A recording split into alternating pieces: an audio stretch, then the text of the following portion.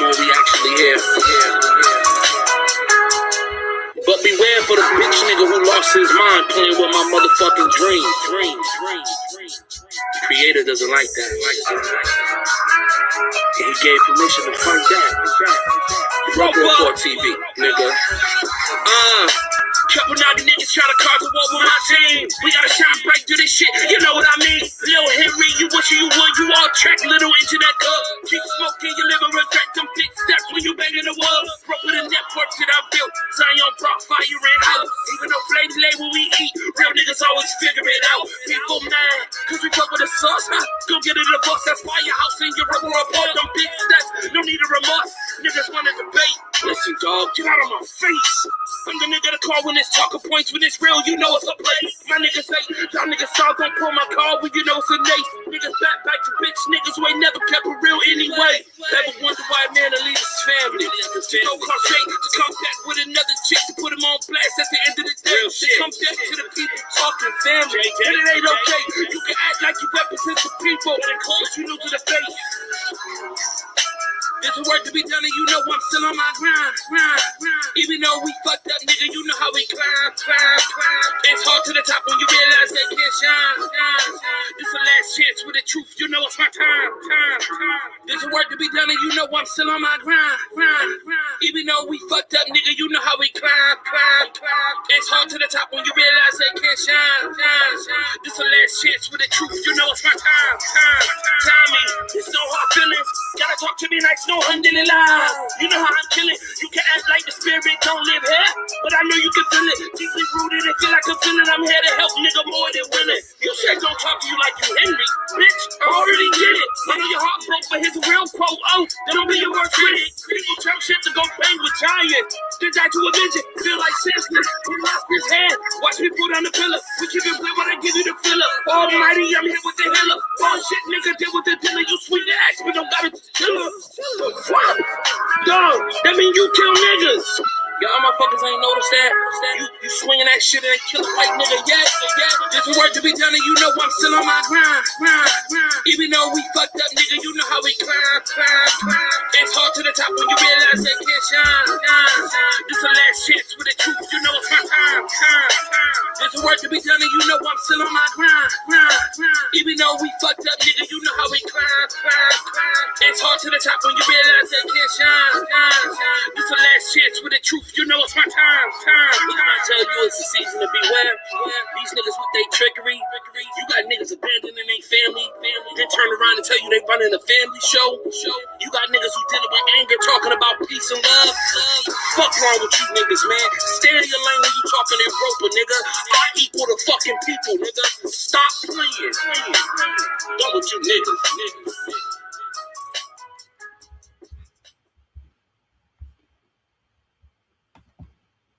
Yo.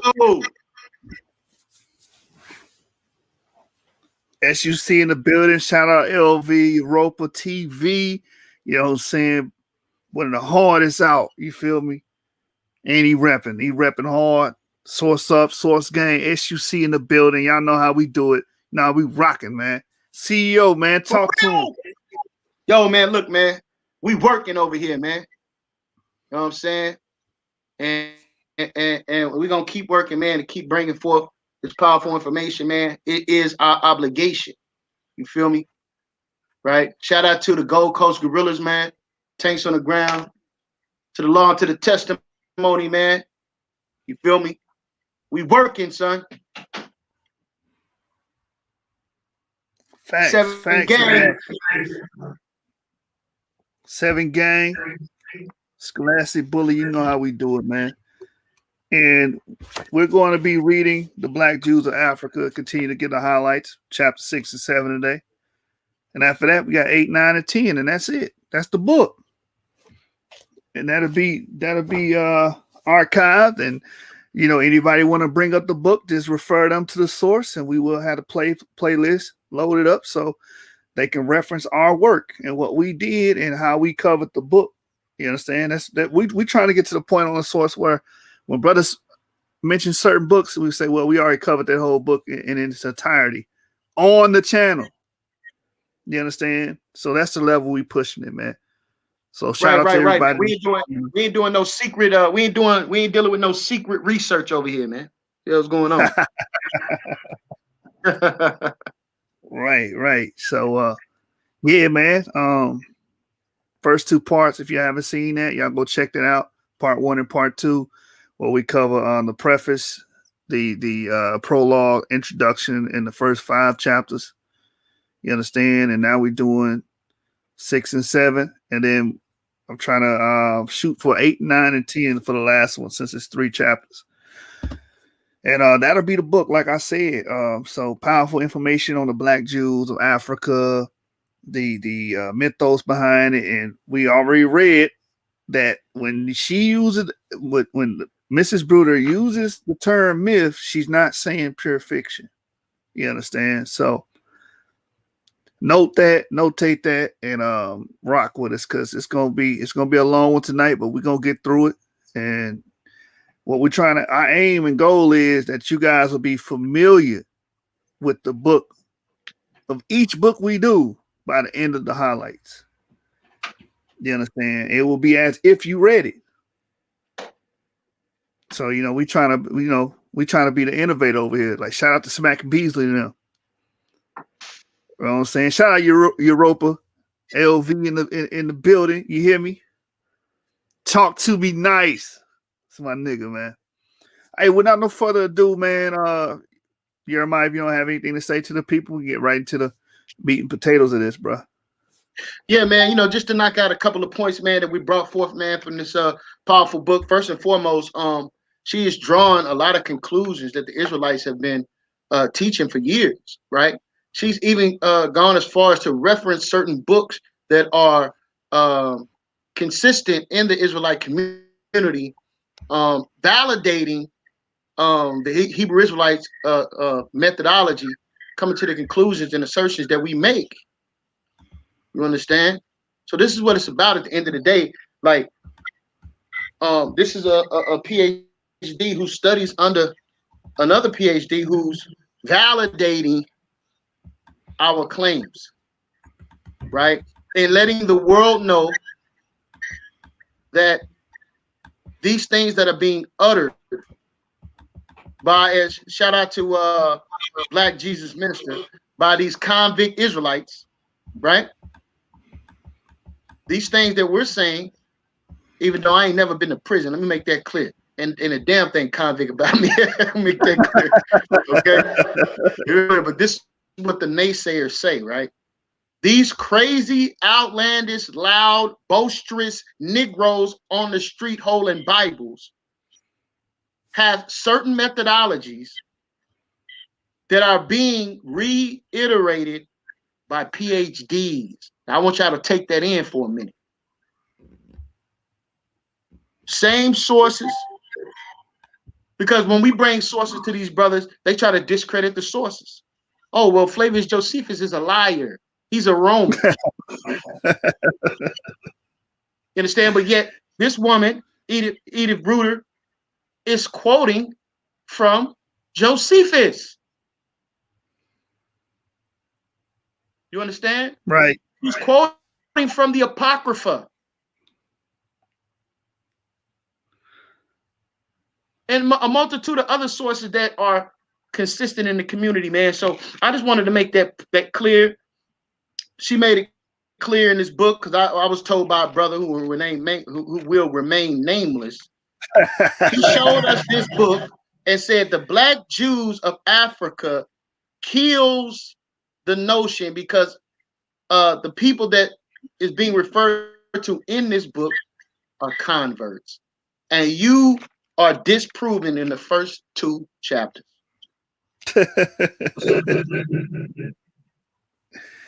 Let alone we get to the Hulk smash in chapter 5.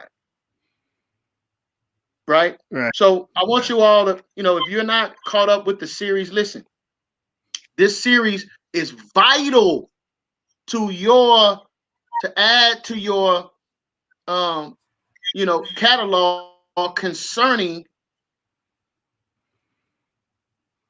the evidence of Israelites being in Africa and not being native to the land, actually migrating there. They're not just there because Queen of Sheba had a baby. Okay. So I just want to make that clear, Joshua, man. When you said Queen of Sheba, I thought of that song by Tupac. Brenda.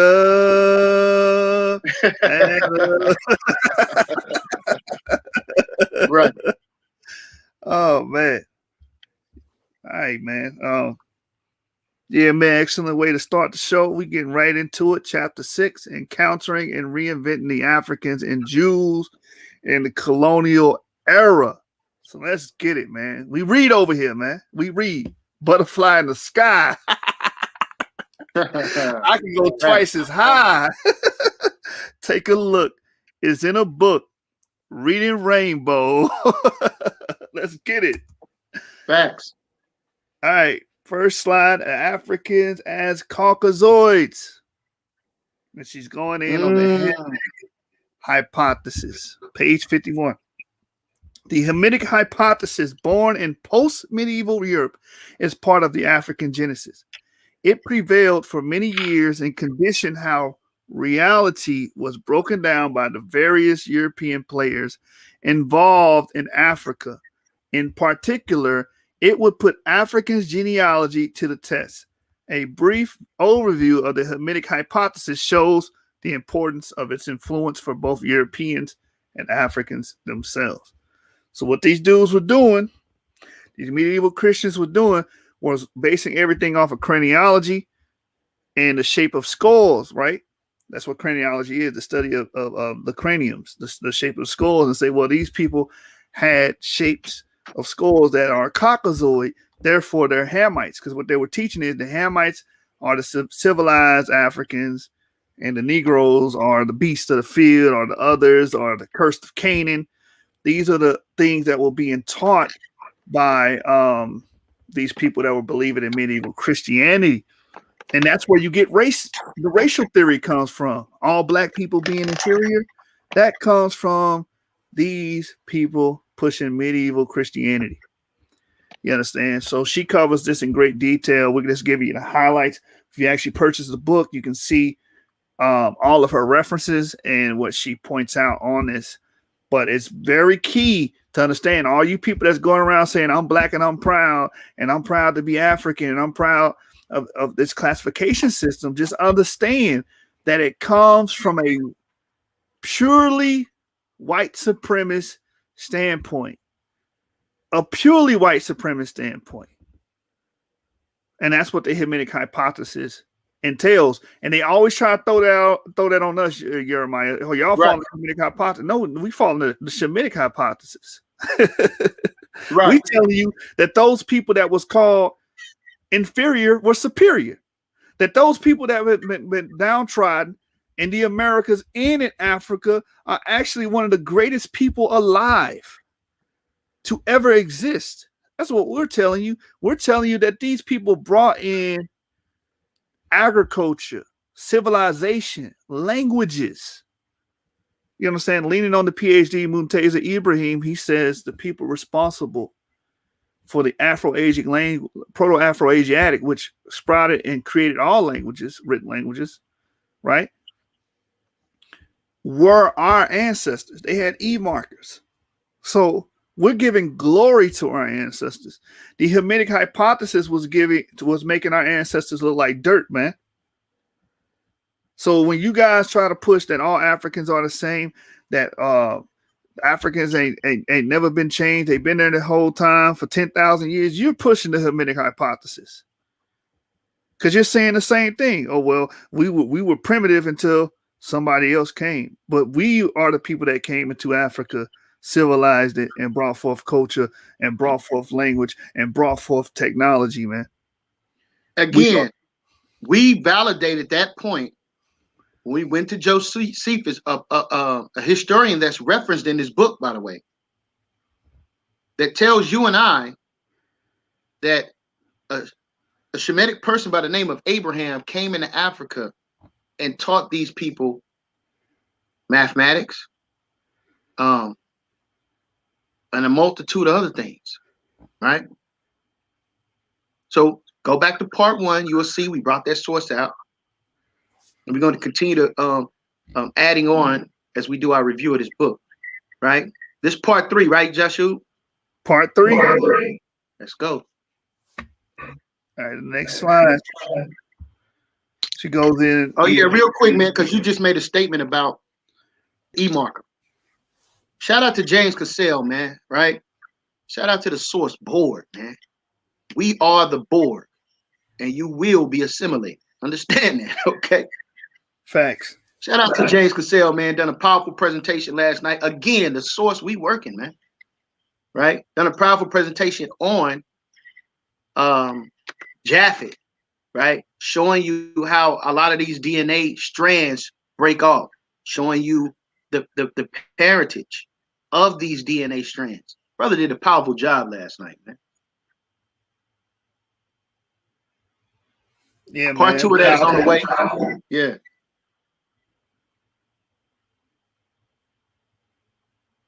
Yeah, man. Powerful presentation by James Argument King, the Scholastic Killmonger. Brother did an excellent job showing who Japhet is and their children, their posterity in ancient Europe. And he brought up the haplogroup J, by the way, and showed that they actually belong to Japhet. You understand? Right. So anybody pushing that Ashkenazi haplogroup J stuff, man, y'all gonna have to talk to James about that, man. Y'all gonna have to get in the ring with James because he begs to differ, we beg to differ, man. We research, hey, we read over here, man. Research over here, man. Let's get it. So same page, 51, and she's going into the Hamitic hypothesis still, right? Says basically this theory argues that anything of value found in Africa was brought there by the Hamites, who were allegedly a branch of the Caucasian race. Wow. And the well-known, yes, yep, man.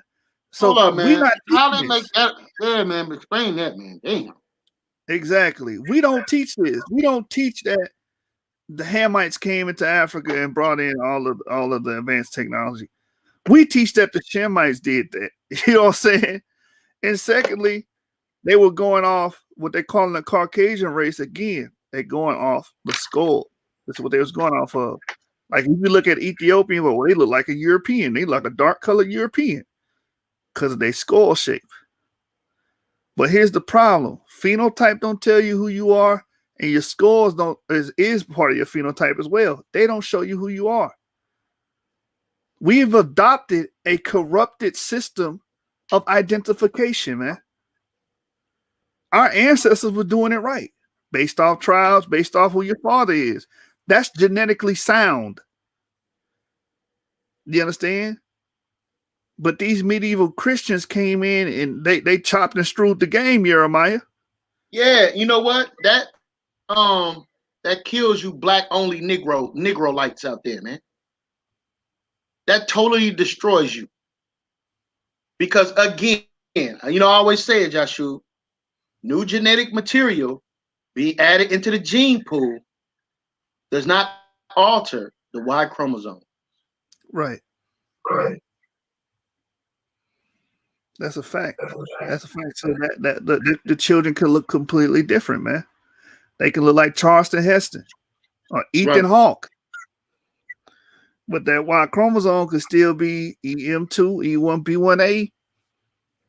You know what I'm saying? That's why you can't judge people based off how they look. And this is what they will say. Well, we know that these people are the civilized Africans or the Hamites based off they craniology, man, the skulls. That was a flawed thinking that was pushed in academia in the 19th century and in science. All right, so then we go to page number 52, still dealing with the Hamitic hypothesis. The notion of the black Hamite derived from the ancient tradition identifying the sons of Ham with Africans was widely accepted by 1600. In one of the first post-medieval references, Leo Africanus, the great Arabian traveler, wrote about black Africans that they descended from Ham. The translator of the English edition, John Pori, added to the text his own commentary entitled A Summarized Discourse of the Manifold of Religions Professed in Africa. in which he underlined the punishment suffered by Ham and his descendants and thus reinforced the myth in modern times. This interpretation remained familiar in Christian circles during the 19th century. Indeed, during the Vatican Council of 1870, 68 bishops asked for the anathema weighing on the descendants of Ham to be lifted. This wish has remained unfulfilled because what they were doing, again, this goes with the Hamitic hypothesis, the curse of Canaan. They were justifying the punishment, slavery, the subjugation, the mistreatment. They were justifying it by saying that, well, we're just the cursed Hamites, and that's why we're black. We're the cursed sons of Canaan, and that's why we're black. That's why we suffer. That's why we're in slavery. That's why we can enslave you, because they were denigrating us using this doctrine, using this ideology. So nobody can tell you. It's a scripture in the book of Sirach where it says, many have died by the sword, but not as many have died by the tongue. That goes into doctrine as well. This doctrine has subjugated and killed plenty of our people, and is based solely on phenotype and on color. Very important point. And let me make this extremely clear. This is a very, very serious doctrine. Right now it's 2021. And as recent as yesterday, shout out to Matt So Real, man. I asked this brother, and I'm using this as a template because I love that brother. You understand? I just feel like he's misguided concerning the importance. See, like Joshua, they don't even think it's important enough, right? Right. To even research this. They don't even take the time to even research this because they have been convinced all you need to do, believe in Jesus Christ, and everything is going to be okay. I asked this brother, salvation aside,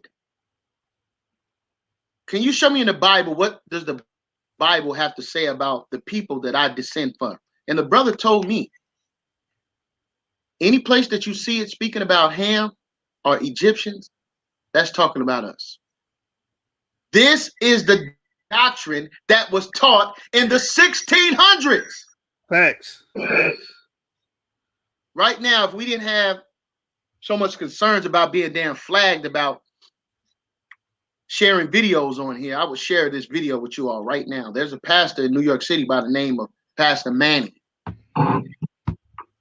Right now, Pastor Manning a few years ago got into a lot of hot water because of some of his assertions that he was saying, some of the statements he was making about black people.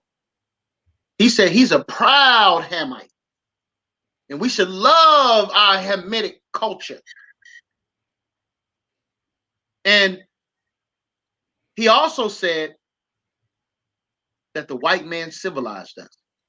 So this is the exact rhetoric that we are warring against right now, right? Let me get a scripture real quick. This is Psalms. This is Isaiah chapter 1, starting at the 3rd verse. What does it say here? Real quick, Joshua.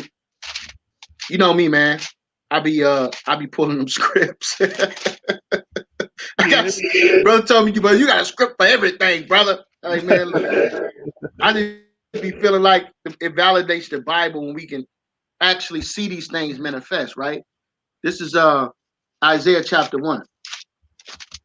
What does it say here? Isaiah chapter 1, verse 2. Hear, O heaven, and give ear, O earth, for the Lord hath spoken. I have nourished and brought up children, and they have rebelled against me. Verse 3.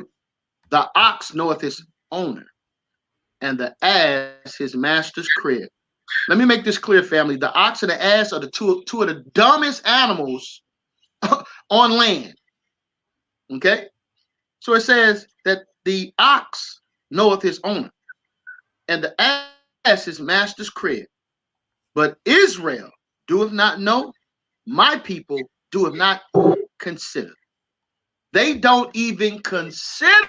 They don't even take this into mind because they have been convinced, based upon the Hamitic hypothesis that it don't matter.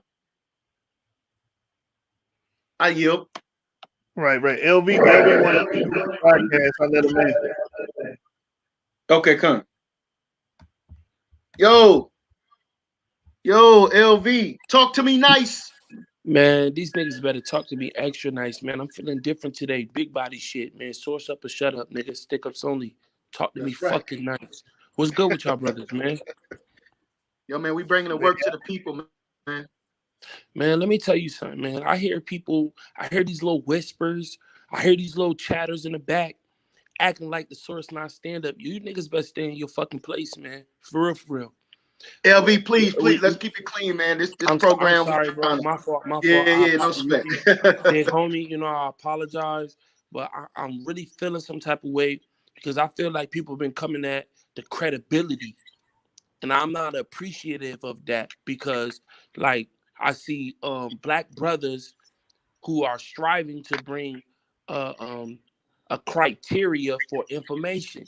We ain't doing nothing but trying to show people how to critically think. And we got people who are attacking that. And that's when I come into play, man. Y'all better talk nice from now on, for real. Everything is personal. I'm sorry, man. Let me fall back. No sweat, man. Hey, look, man, we're gonna we gonna do a show, man, and you'll be able to, get what you want off your chest, man. You know what I'm saying? We appreciate you, man. Real talk. We support you, brother. We love you over here. You know what I'm saying? Keep doing what you're doing, brother. Keep pushing. And what they're doing is just bringing validation to what we're doing. So we're trying to stay focused on the work and not get blindsided because that's what they really want us to do. You know what I'm saying? They really want us to talk about it, and we ain't giving them the satisfaction. Nah, we don't even get down like that. We don't even allow those type of names to even be mentioned. But at the end of the day, man, my platform to your platform, man, I see y'all brothers demonstration, and I'm in 100% support. And if there's any viewers watching on YouTube and Facebook at large, man, this is where you need to be at, man. The credibility is throughout the roof. Period. Source up or shut up, man. Stick ups, nigga. That's right, man. We appreciate the love, man. Sincerely. Let's get it. Yeah, man. So I was dealing with that Isaiah to show that the Bible actually identifies the mindset of our people. You understand? It doesn't even matter, when you start asking about the ancestry of our people, not even to make a connection to the Bible, but just ask about their ancestry before the slave ships. And they don't have the answers. So what they're left with is that it don't matter. You understand? And we're here to say it do matter because the Bible tells you nothing matters to a fool. You understand? So, listen, this Bible is a real thing. You understand? And we're looking at historical evidence to validate what the book have been saying to us for generations. I yield. Right. This Hamite, I got an echo for some reason. Am I good? This Hamitic theory has been pushed on our people from, and a lot of our people accept it and don't understand that it's from a point of a perspective of vitriol. It's to downgrade you. It's to make you a slave. It's to subjugate you. And that was the purpose of it in the beginning. Like he said, in the 1600s, the colonial period, it was like, okay, these people are the curse of Canaan. All right, so there's no sin in us enslaving them. There's no sin in us subjugating them, taking them and raping, robbing them and pillaging them and taking everything from them, absolving them of their culture. There's no sin in it because these people are already cursed. The scriptures say it. That was the importance of this myth that was pushed down our people's throat. That was the importance. So let's keep going. Same page. Same concept, the Hamitic hypothesis. It says this mythical concept is both vague and complex.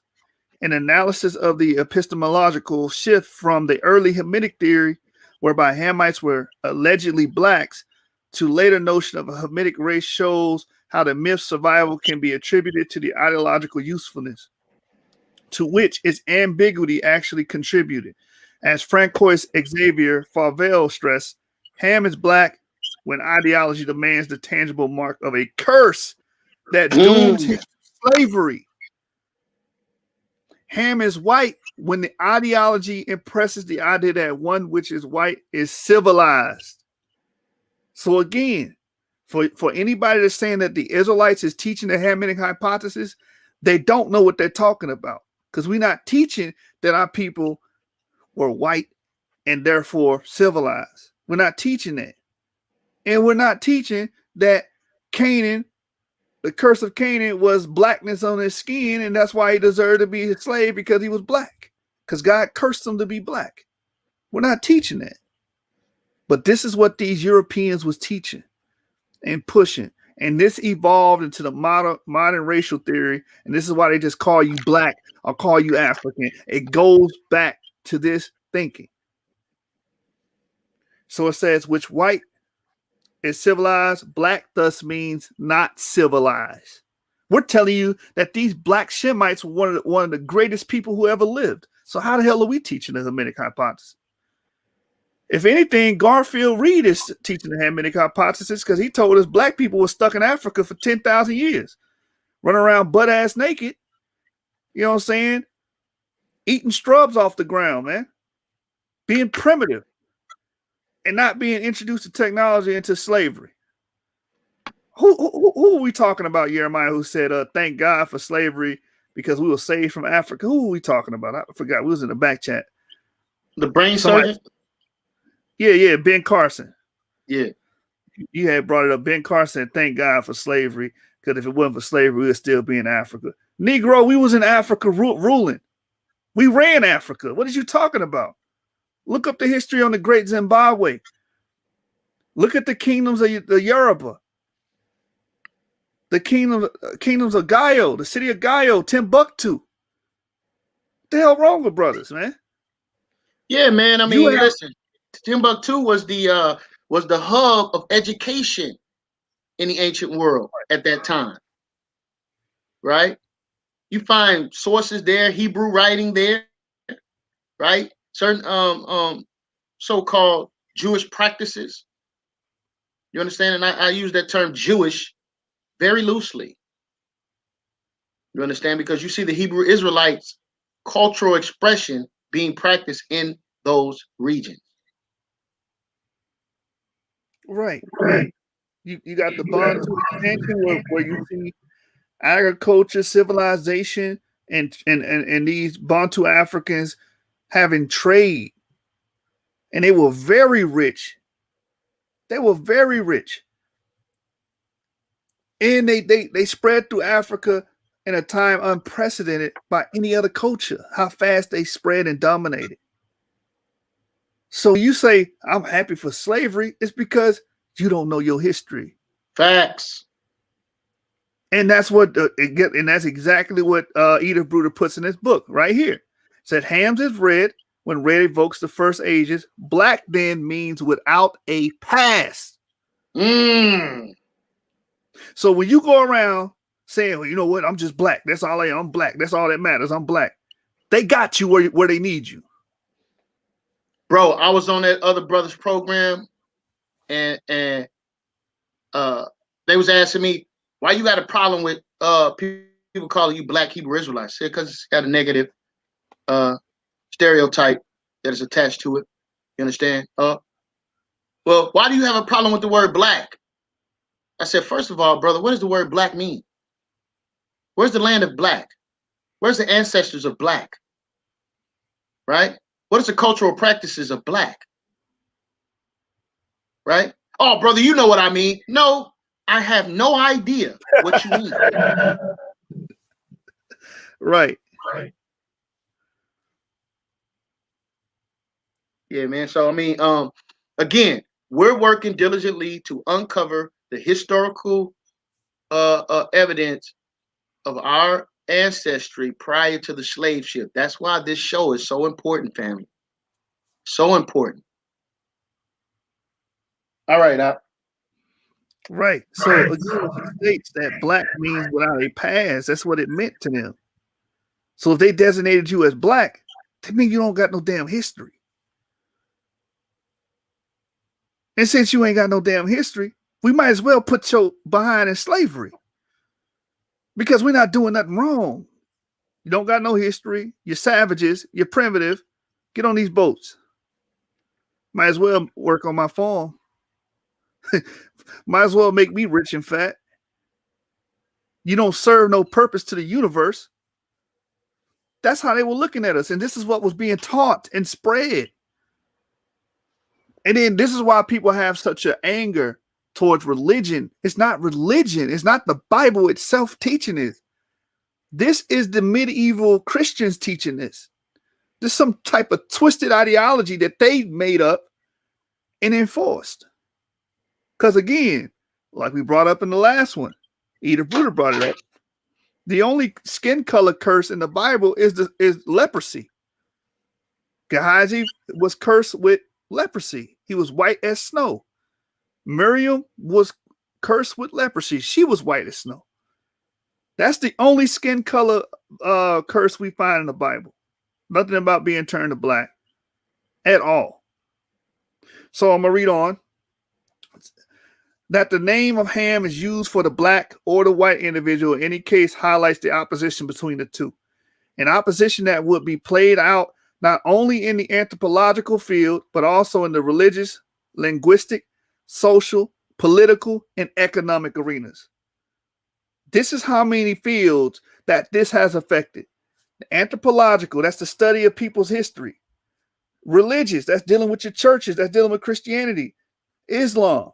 Linguistic, that's dealing with language groups. Because before the Nilotic language was called the Nilotic language, I believe it was called the Hamitic language.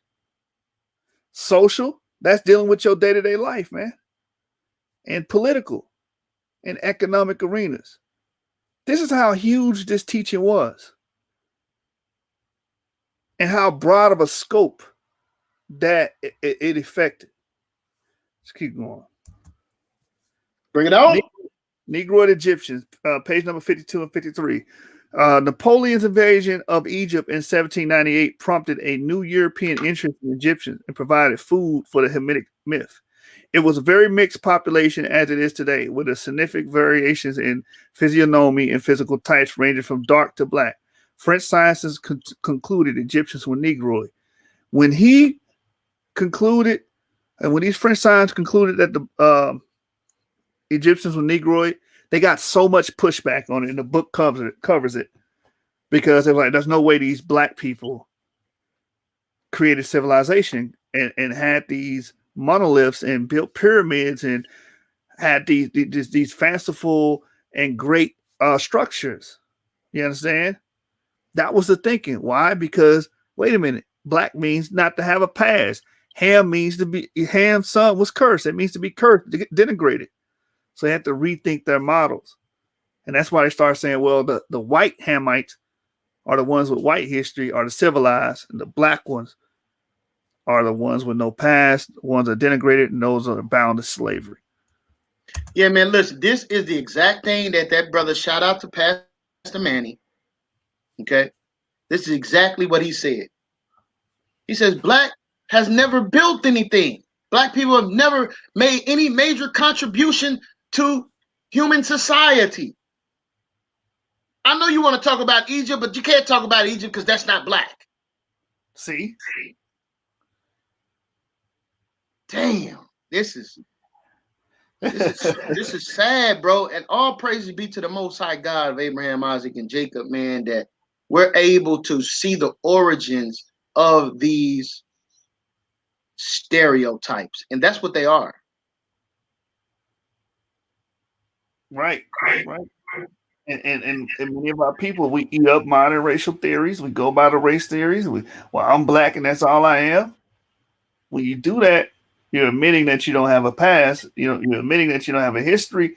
You're admitting that you're a cursed people. You're admitting that you're a denigrated people.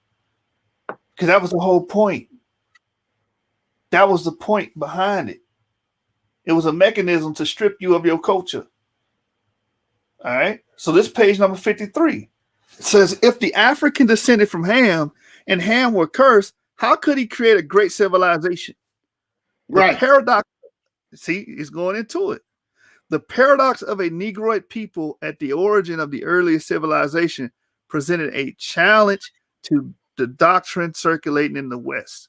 Egypt has become the center of great interest among both scientists and wider general audience.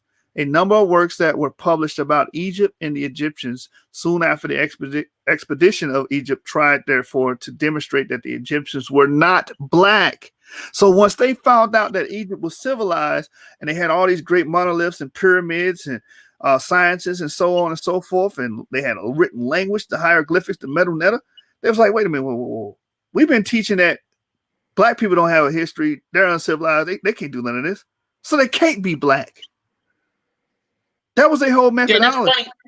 That's funny that they can't. That it was Napoleon that they're speaking of here, invasion of Egypt. And correct me if I'm wrong. Wasn't he one of the people that was responsible for shooting the nose off of the? Yes, he is. See that? Why? Because of what the brother just read. If the Africans descended from Ham, and Ham was cursed, how could they create a great civilization? The paradox of a Negroid people at the origins of the earliest civilization presents a challenge. So these things are, man, keep going, man. It's pertinent. This is why, to this day, they look at you the way they look at you and they treat you the way they treat you. This is why there's a race problem in America to this day. And we feed into it by, well, we're just going to accept these. You know what I'm saying? You was on the podcast with SVDL and them brothers the other day, and they was pretty much pushing the curse of Canaan on you, man. Yeah, man. This whole thing right here was being pushed on me. Why can't you just accept that you black, brother? Be black. Even though that's a very denigrating title. And that's why Malcolm X, the early Afrocentrics, they did not want to be referred to as black. That's not self-hate. They just don't like the terminology, you nuts. You guys are crazy. You can't separate the two. When they say I don't want to be called black, that don't mean they hate their people. They hate the terminology because they know the history behind the terminology and it stripped us of our damn culture, man. Yeah, sure. Can I say something? You real got quick? it, brother. A lot of people don't have an overtone of politics. They don't understand how you can use a word in mathematics and that same word have a different tonality in something like law. Mm-hmm. So if I go to math and I say minority, you're thinking the least number. If I take it to law, we're talking childlike mind, someone who needs to be guided and have decisions made for them. So, and that's just one word. We can do this all day, but that's not what this show is for. But at the end of the day, a lot of our people, they've been pushed into a consumer mind frame. They only know how to work with what is seemingly given to them. They don't have a producer mind frame. They don't know how to produce an idea. They don't know how to cultivate an idea. They don't know how to protect an idea. The only thing we know is how to sell it to the next nigga for a coin. Right. I apologize for using the N-word. And with that, you're absolutely right, brother. You're absolutely right on that. We don't. We just know how to go with the flow. You know, we complacent. We don't want to buck up against the system, man. That's why, okay, we've been black for 100 years, 150 years. Why change it? You know, and that's one paradigm I don't disagree with the Morris brothers when they say black according to science equals death. Well, black according to law equals no rights. So it's not the sense of we walking around saying, hey, we don't want to be categorized as this just for the hell of it. It has something to do with an establishment at large that communicates in a particular way. So we can have our understanding, but we got to be able to articulate our objective and what's readily accepted globally. And that's one part of the strategy we have to upgrade, man. We gotta stop. We gotta stop trying to go backwards with this. We gotta move forward and get with how things are conducted amongst nations, amongst different companies, let alone business. You feel me? Facts, bro. Facts. Yeah, man. And the grand scheme of things, brothers don't understand that. But that's why we got, people like yourself and the people that's not going to conform, that's going to study, that's going to open their eyes up to the BS. So yeah, man. Excellent points, man. Excellent points. Jeremiah, did you want to add to this? No, man, let's keep going, man. This is I'm reading ahead a little bit, and this is just woo, come on, let's go, man. Same page. According to the new interpretation of the scriptures, the Egyptians became the descendants of Mizraim, one of the sons of Ham. The stories of the sons of Ham was debated. In particular, the curse. About this issue, Reverend Michael Russell wrote in the sacred writings of the Hebrews, Egypt is called Mizraim, the name which is applied to Egypt by the Arabs of the present day. The Copts retained the native word Chemia, which perhaps has some relation to Cam, the son of Noah, or as Plutarch insinuates, may only denote that darkness of color which appears in the rich soil or in a human eye. So they're just giving history on how they were applying the sons of Ham or Ham, Mizraim, and that word Chemia going back to the Copts. So them brothers calling themselves ancient Kemites, right? Mm-hmm. The land of Kemet, right? Comes from the Bible. Pretty much, man. You can trace it back to Chem or Chemia. Or Cam or Ham, right. Mm-hmm. So let's deal with that Canaanite curse again. It says, although this latter point did not meet with much success, the reading of the biblical dictionaries of the periods revealed the general acceptance of the new Caucasoid Hamites, who were not cursed and who were capable of developing a high civilization. Remember, we read earlier, if they did civilization, what did they say? It had to be white or from white people. Black meant you didn't have a civilization. So keep that in mind. It says the Encyclopedia of Biblical Literature, published in 1846 by John Kittle, included a long article entitled Ham, which underlies that the curse of Noah was directed only against Canaan, while acknowledging the difficulty of tracing the history of the most important Hamitic nations, the Cushites, Phoenicians, and Egyptians, due to their mixing with foreign peoples. So they said, well, the curse only fell against Canaan. So what were they saying about slaves? Who were they saying the slaves were? The people they were enslaving. They were saying they were Canaanites. And all these other Hamites, the white ones, the ones building civilization, they good. They just white people. But them black ones, they Canaan, and they deserve to be slaves. All right, so dealing with the Hamitic hypothesis again, dealing with craniology. Craniology in the United States and in Europe led to the belief that the osteological characters of the Egyptians were Caucasian, which made it possible to explain their achievements on the basis of an innate racial superiority and to exclude blacks from any possibility of great achievements. The young science of philology also added weight to the Hamitic theory at a time when language and race were considered inextricably linked. Christian K. Bunsen, both a philologist and an Egyptologist, postulated that the Hamite or Egyptian has existed before the Semite and was antediluvian. Hey, shout out to Mighty Hebrew, man. Which, according to him, was absolute proof that the Hamitic language belonged to the Caucasoid people. This idea was widely accepted by travelers and theologians of the period. So again, shout out to him, man. We're in the show with that brother's music, man. Be on the lookout for Mighty Hebrew's new album, man. Big facts. So what they were teaching was, based off the scores, that these Egyptians were actually Caucasians, therefore they're white, and that explains why they had all these great achievements. Because there's no way. Bro, you gotta read. You gotta read that again, man. I'm sorry, man. Right here it says, craniology in the United States and in Europe led to the belief that the osteological just deals with bones, right? Study of bones, right?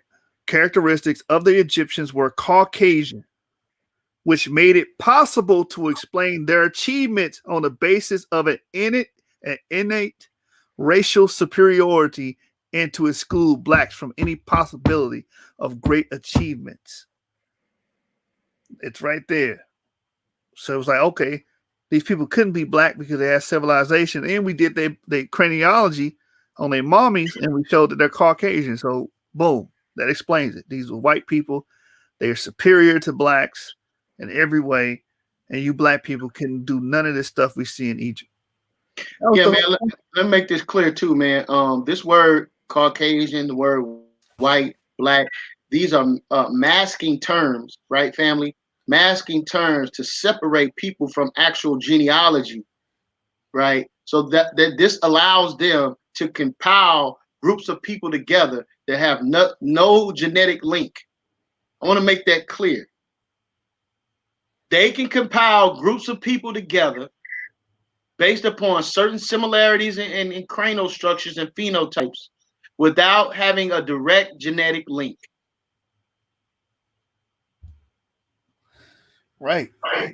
And to this day, a lot of you Negroes take this same thinking because we had a brother Kyle. Kyle say, "Well, we not related to the Ethiopians because they got skinny noses and they head shaped different than ours." I'm like, bro, that's some 1800, 1900 white folk stuff, man. Science don't even support that. That's outdated, man. When I debated Black Jesus Minister, I said, bro, you using craniology as an argument, that is a 19th century science. No one uses that anymore. And it's racist.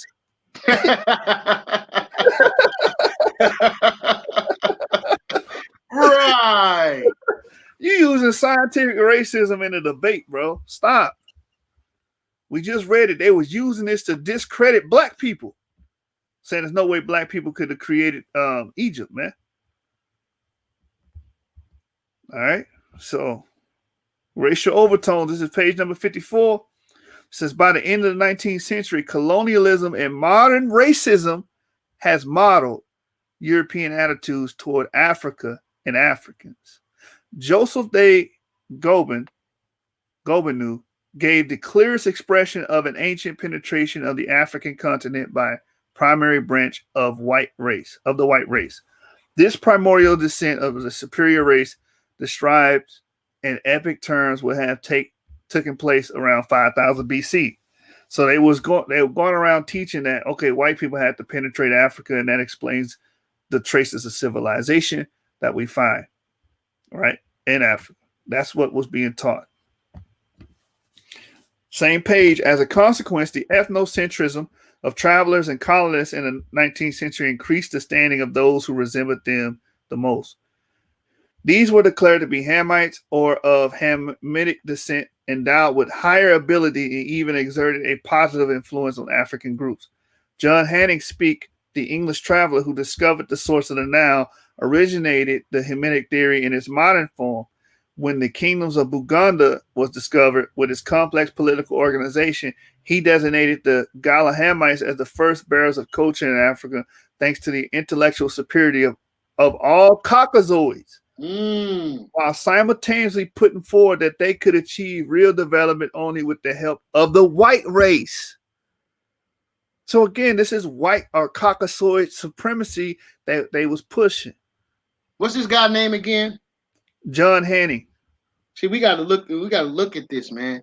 These are the people that are actually responsible for spreading white supremacy, and they're doing it in this manner. So when you got people that's claiming to be intellectual, they go back to this region. It's always this area right here, Joshua.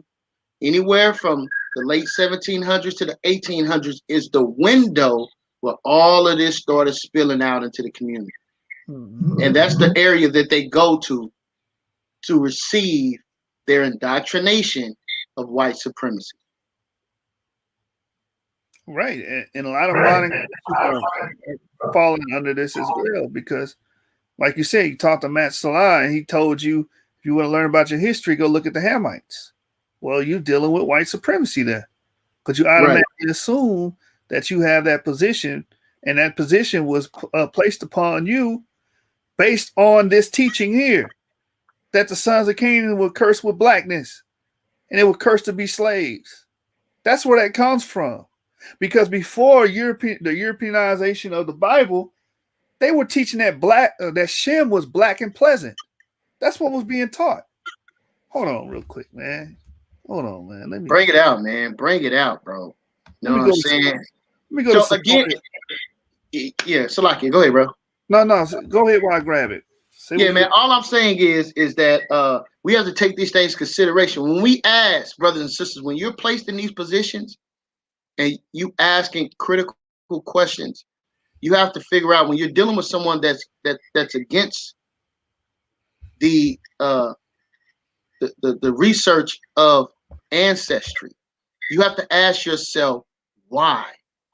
Because they have not received the validation, and they stopped in the 18 to late 1700s when it comes to dealing with research, and have accepted what came out during this period. You understand?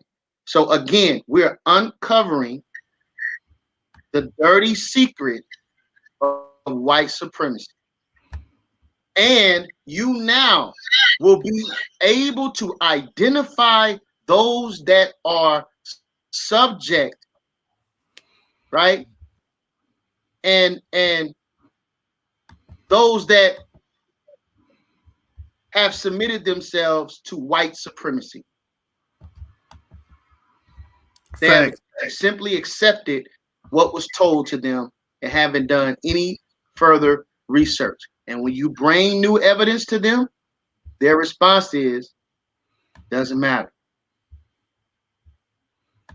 Anyone that is giving you an excuse to not do research, that person is not a good teacher. Anyone that tries to inhibit you to stay in to stay stagnant with information and do not encourage you to do greater research. I'm not just saying read anything, because there's more disinformation out than it is true information. But you have to be able to utilize a greater methodology when it comes to research. You ready, bro? Got it right here. This is the perky that Rabbi Eliezer, the Midrash. It clearly states right here, Noah brought his sons and his grandsons. Now, this was written around 9th century, 8th century CE, right? This is before all that medieval bull crap that was coming out. It said Noah brought his sons and his grandsons, and he blessed them with their several settlements, and he gave them as an inheritance all the earth. Now, listen to this. He says, he especially blessed Shem and his sons, making them dark, but calmly. And he gave them the habitable earth. He blessed Ham and his sons, making them dark, like the raven. And he gave them as an inheritance the coast of the sea. So when it's talking about Ham and Shem, both of them are depicted as being dark. Both of them. Even Shem.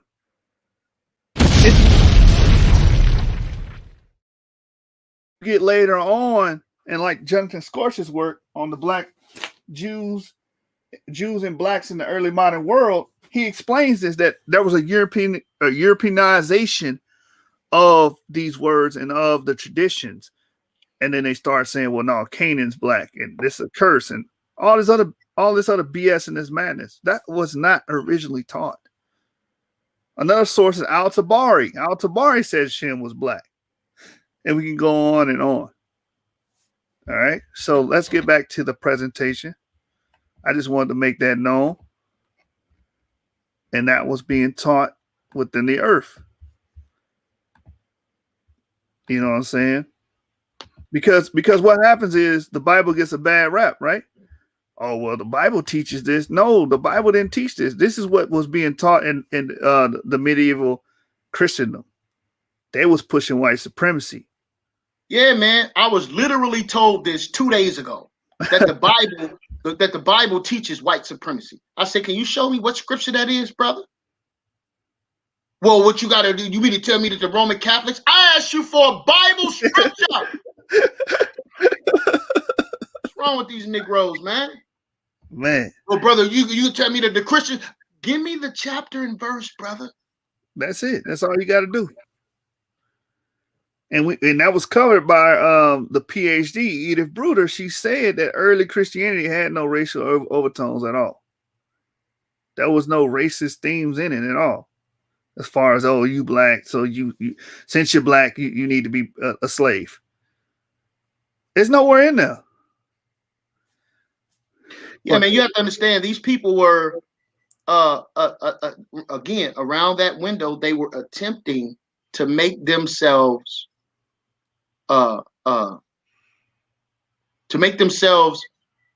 as in service of the white power structure. It was their job and their duty. They were trying to figure out how to make money from research. How do we take studies and then gain profits from it?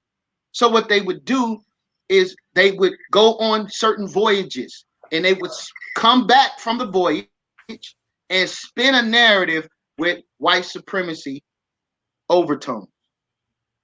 And it would please the kings and queens of that day. It was their job to find favor with the white European power structure. So therefore, they could feel good about themselves. That's all it was, family. And now people go back to these racist, white supremacy writers and use those writings against you and I. Unbelievable. And it is prevalent, heavily prevalent today. Now that our people are rising up to real research. I yield. You got people like and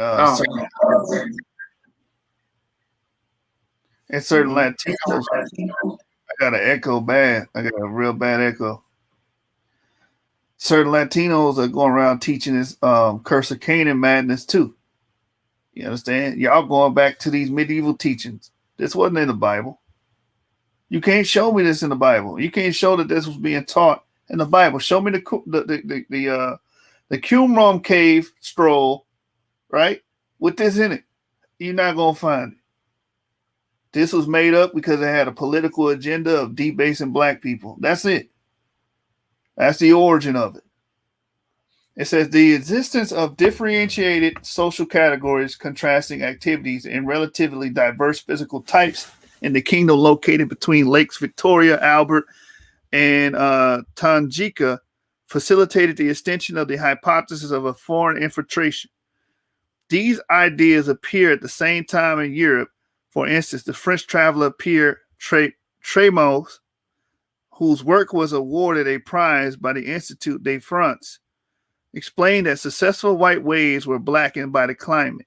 In another version, Montreal de Salviac, a French Capuchin missionary, explained that the Gala were of Gaelic origin because of the ancient expedition. So what they were trying to explain, a lot of y'all don't understand a lot of this this climate theory, this climatic theory, that's based on racism. That's based on colorism. You understand? Because they say, well, really these people that brought civilization to Africa, they might be black now, but they're only black because they were darkened over time by the climate. They were white people first and they came into Africa and they got dark over time by the climate. There's no evidence of the climatic theory. There's no scientific evidence that you being in a hot area is going to make you dark. How long has white people been living in Texas? And they say it only takes 500 years to make a change. You have Caucasians, quote unquote, white skinned, fair skinned people, quote unquote, living in hot areas in Arizona for over 500 years. Why haven't they turned black yet?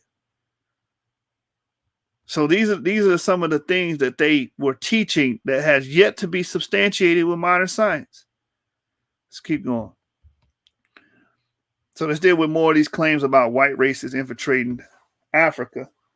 The history of Africa was thus created through a succession of invasions, leading to various degrees of mixing, requiring ever more complex theories.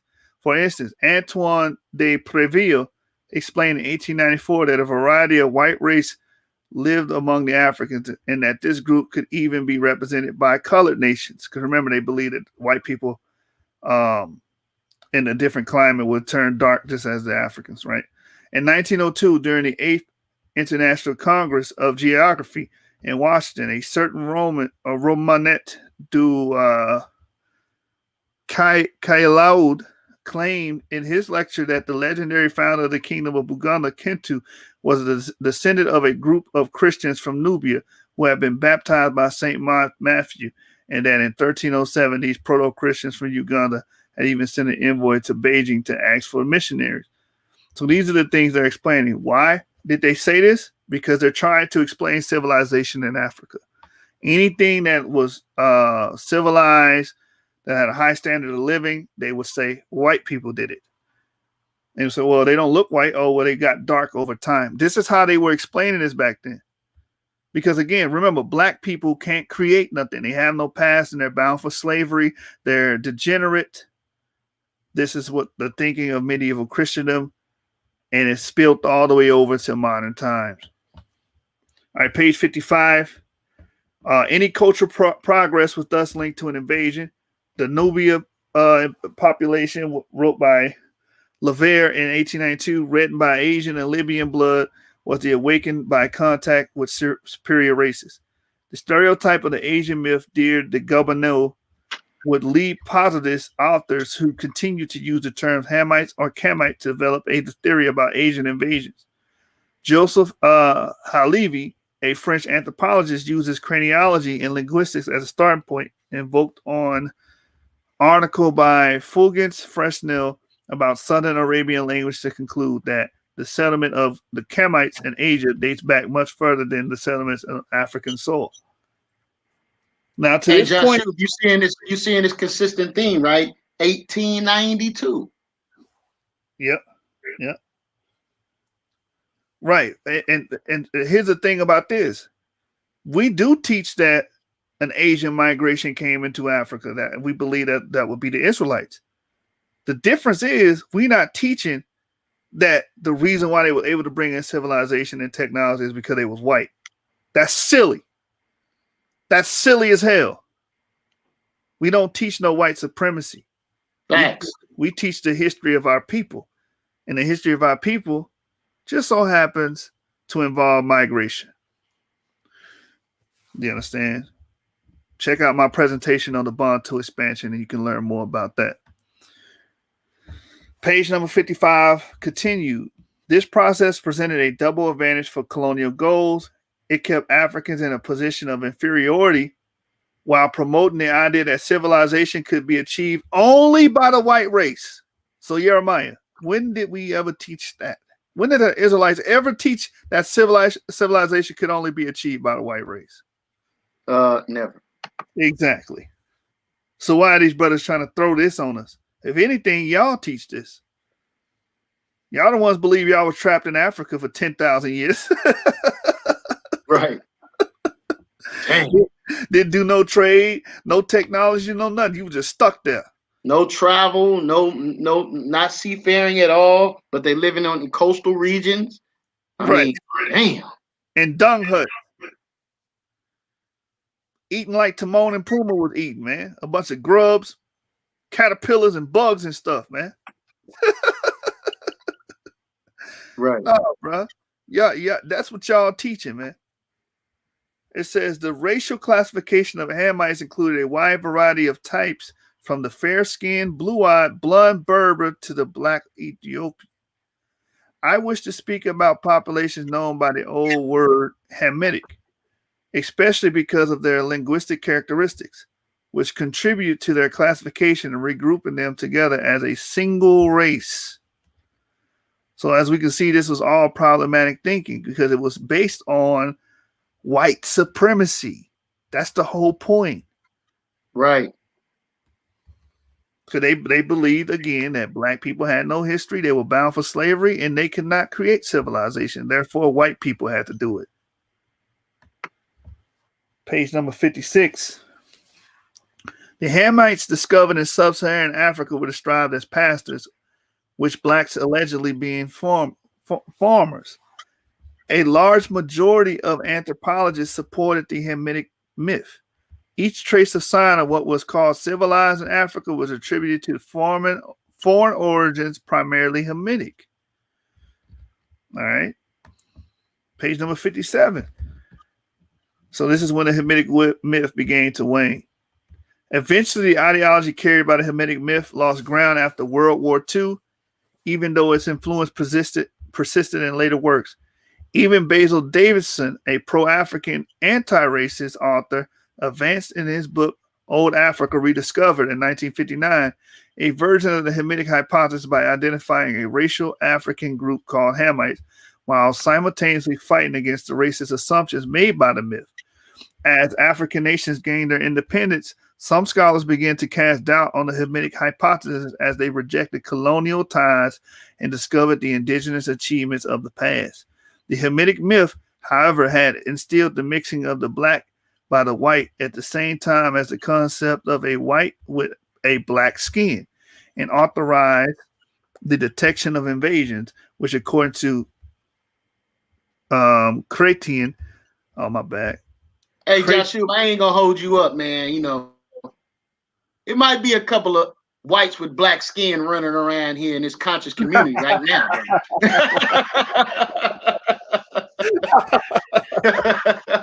It might be. Hey man. That's why it's important to you brothers get y'all DNA test. We're gonna find out why y'all arguing and bucking against this so hard.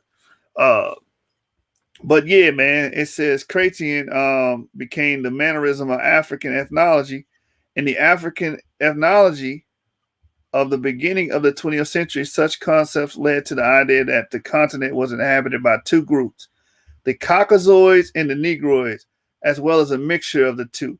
So this is what was being taught, and even into the 19th, going into the 20th century, that Africa consisted of Caucasoids, and of course, the Caucasoids are what? The ones who brought in civilization.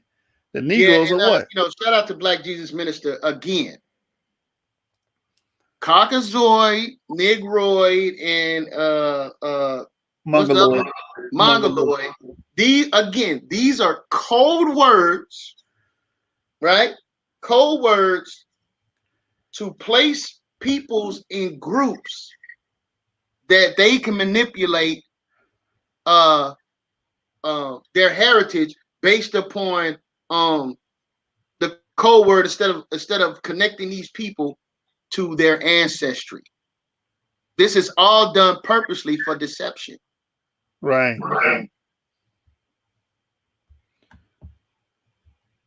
All right, so let's move on to comparative studies of ancient Africans, 58 and 59.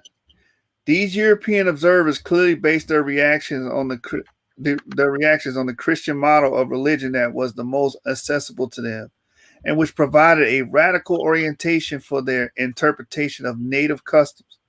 By virtue of similar process, the beliefs and practices of indigenous people were considered as being derived from ancient sources, in most cases the Hebrew religion. In North and South America, as in Africa and Australia, this vision of the world easily gave rise to the historical hypothesis that the native people were descended from the Hebrews and the 10 tribes. All right, so you got anything you want to add to that, Jeremiah? No, you're doing a great job, bro. All right. The Israelite hypothesis in America. It says, after all, the religious practices of both these groups provided objects of contrast for European understanding. When Columbus arrived in the Americas in 1492, he believed he had arrived in certain islands off the coast of Asia while paradoxically he thought he discovered a biblical land. Pedro Martir de Angleria suggested the possibility of a Jewish origin of the inhabitants of the New World.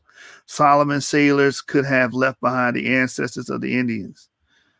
Presently, under the rule of the kingdom of Castile, the Hebrews descended from the 10 tribes of Israel. So that's what they were teaching. Many believe that Columbus actually discovered a biblical land and pursuance to 2nd Ezra's 13th chapter. And that's page number 59. Native Indian and Israelite customs, page number 60. Their caciques, talking about the Indians, caciques is the chiefs, right? Their caciques and high leaders often have many wives, as it is written about certain fathers of the Old Testament. In his work, Historia de las Indias de Nueva España, Islas de Tierra Firme. Hey, man.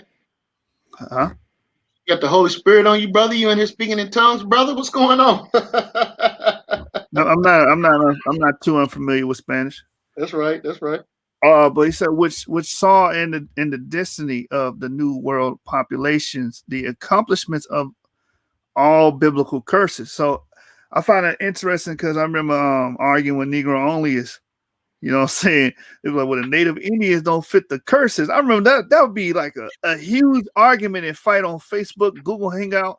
Brothers will fight on that, but that was the argument back then in 1800s, 1700s, is that they fit the curses in Deuteronomy. But that's for another topic. So it says, Duran stresses there could not be a greater authority and the reason to make us understand that those Indians are Jews and that is descent from them. Excuse me. In 1607, the Grand Inquisitor Gregorio Garcia collected the many theories that the Indians were literally of Jewish stock in a famous book titled Origen de los Indios del Nuevo Mundo, 1729. He wrote, many have supposed the Spanish generally who reside in the Indies believe that the Indians proceed from the 10 Jewish tribes who were lost in the captivity of Salmanasar, king of Assyria. Hold up, man. I thought Arya in 1960 was the one that came up with that, brother. Yeah, man, that got blown out the water. That this has been taught. I don't know why brothers be doing that. I don't know why. Well, Arya had a dream, and okay, a lot of Africans had dreams too. You know, and that's being brought out in this book. But yeah, man, that's a horrible argumentation against that. The Jews of the diaspora, Jose de Acosta devoted a chapter in his book Historical Natural y Moral de las Indias to demonstrate that the widespread opinion according to which the Indians are of Jewish lineage is false. So he was actually going against that. And I believe de Acosta is the one who started with the Chinese thing, saying they were Chinese, if I remember correctly. It says because the Indians could not write unlike the Hebrews. The cosmographer's monk Andre Thevet had reported the discovery in the Azores of the gravestones with inscriptions in Hebrew letters, using it as an argument to confirm that the Hebrew people were not only present in the land of Judea, but throughout this great universe. So obviously they were saying that the Jews had dispersed across the four corners of the earth, just like the scriptures say. Yeah, man. I mean, real quick, I had a debate on this, right? And you know, the information that's being brought out, all of my sources were people that was having this conversation around this time. You see, about 300 or 400 years before Arya or One West was ever even conceived. So when we're looking at the information, we're evaluating it based upon the same structure that we use when we go to Africa, because they will go to Africa and they will start pointing out these characteristics of how these people are connected, which I actually agree with. But when it comes to the Western Hemisphere, you know, Solomon had to send priest over here, and they stayed over here.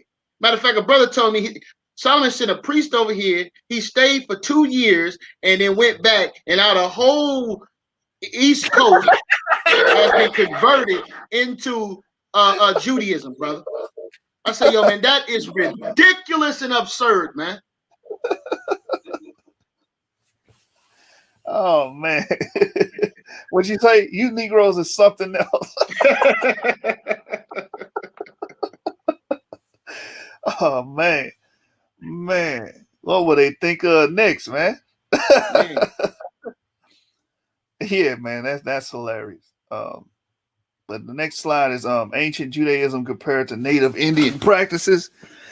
Thomas Thorogood and the Jews in America are probability that Americans are of that race in 1650 argues that the Indians must be the descendant of the Jew because the rites, fashions, ceremonies, and opinions of the American Indians are in many things agreeable to the customs of the Jews, not only to the I probably misquoted that. Hold on. I misspelled that. Let me get to it. Page 61 so I can read it correctly. Profane. Is that supposed to say profane in common usages? Let me get that. Yes, profane and common usage. Oh, yes. So it is correctly. Okay, profane in common usages, but such as be called solemn and sacred. Hamon Lestrange in 1652, in response to Thorogood's book, wrote, without denying all the arguments of the former, that these customs also existed among other peoples who were clearly not of Jewish origin, but established parallels between the practice of exclusion of ministrating women in the Mosaic law among the Indians. Right. Right. Because we can go right now to the American Indians, James Adair, an eyewitness primary source, by the way, who observed these particular practices, marriages, burial rites, cleanliness, time of separation, right? Festival days, right? Particular names and deities that they praised and called on. Mm-hmm. We go right to these sources, right? Which don't have nothing to do with Aria. Shout out to your brother. You know, shout out to the elder and the work that he did. You feel me? But what we're saying is, the point we're saying is, this is prior to that. So you have a problem when you identify a man make mistakes or a man does something, so you want to discredit all the information that he brought out. I'm not throwing out the baby with the bathwater, man. You understand? Especially when it goes hand in hand with historical research that was in existence prior to this man's existence. We have to cut it out, bro. And for all the people, I got that echo again. So, like, yeah, that's 1 second. I guess that's me. And for all the people that has been rocking with me for the past few years, this is not the first book I covered and highlighted on YouTube. The first book I covered and highlighted on YouTube is James Adair's book on the Native Indian history. That's actually on YouTube right now. If you go to the channel, it's there. I got all the highlights from that. I went and read that book from cover to cover like we doing this one. And I gave all the highlights to it. So, we're no stranger to reading here. When the brother mentioned it, I thought it was pertinent that I brought that up. Between Indian and Jewish practices represented proof of their common religion since Adam. He goes well beyond the other writers of his day, recognizing all sorts of similarity between ancient Judaism and primitive religion. And let me say this before we read on. We are within our right to review and add commentary to this under the Fair Use Act. I don't think we said that today, Jeremiah, but let me get it on the screen, man. You feel me? Let me go ahead and get that on the screen while you're saying that, right? Fair Use Act. Again, we're reviewing this information and we're also adding to the information, right? There it is, nice and clear for you all to see. All right. Yep. So we had a commentary reviewing the book by Edith Bruder. We're at page 61, and we're going to continue. This is Thorogood's argument. Thomas Thorogood. Oh, this is the same information, right? Yeah, I already read this. Yeah, you at the bottom. It says the last one between. Yeah, I read that already. He goes well beyond other writers. Yep. So this is the page right here. The Old Testament, and the Old Testament is the basis of the claims. It says, whereas the genealogy of the Old Testament provided the fundamental vocabulary for identifying the religious roots of beliefs and practices of native peoples, European missionaries used the tribal and pastoral elements of the Old Testament to make sense of the strangeness of exotic societies while confirming the biblical paradigm. All right, so they were using the Old Testament to come up with their hypothesis, their analysis of these tribes. Page number 62, African practice derived from Hebrews. By the beginning of the 19th century, the Hamitic hypothesis theories were widely accepted as authoritative among missionaries. Anatomical differences combined with aesthetic impressions and culture specificities determined the physical or cultural observation of European missionaries and colonists.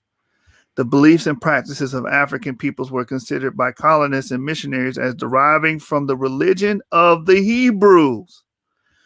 In 1879, a French missionary noted, "I have been told that Cam's tomb is nearby.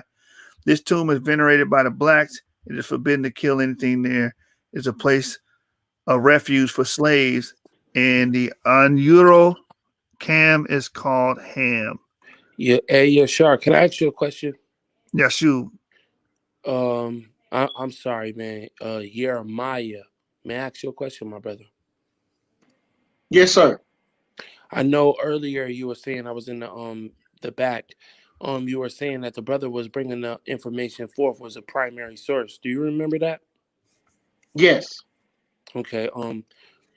Just for the people at large, man, can you classify what a primary source is? Yeah. Primary source is an eyewitness account. For instance, let's say I went to the Super Bowl, right?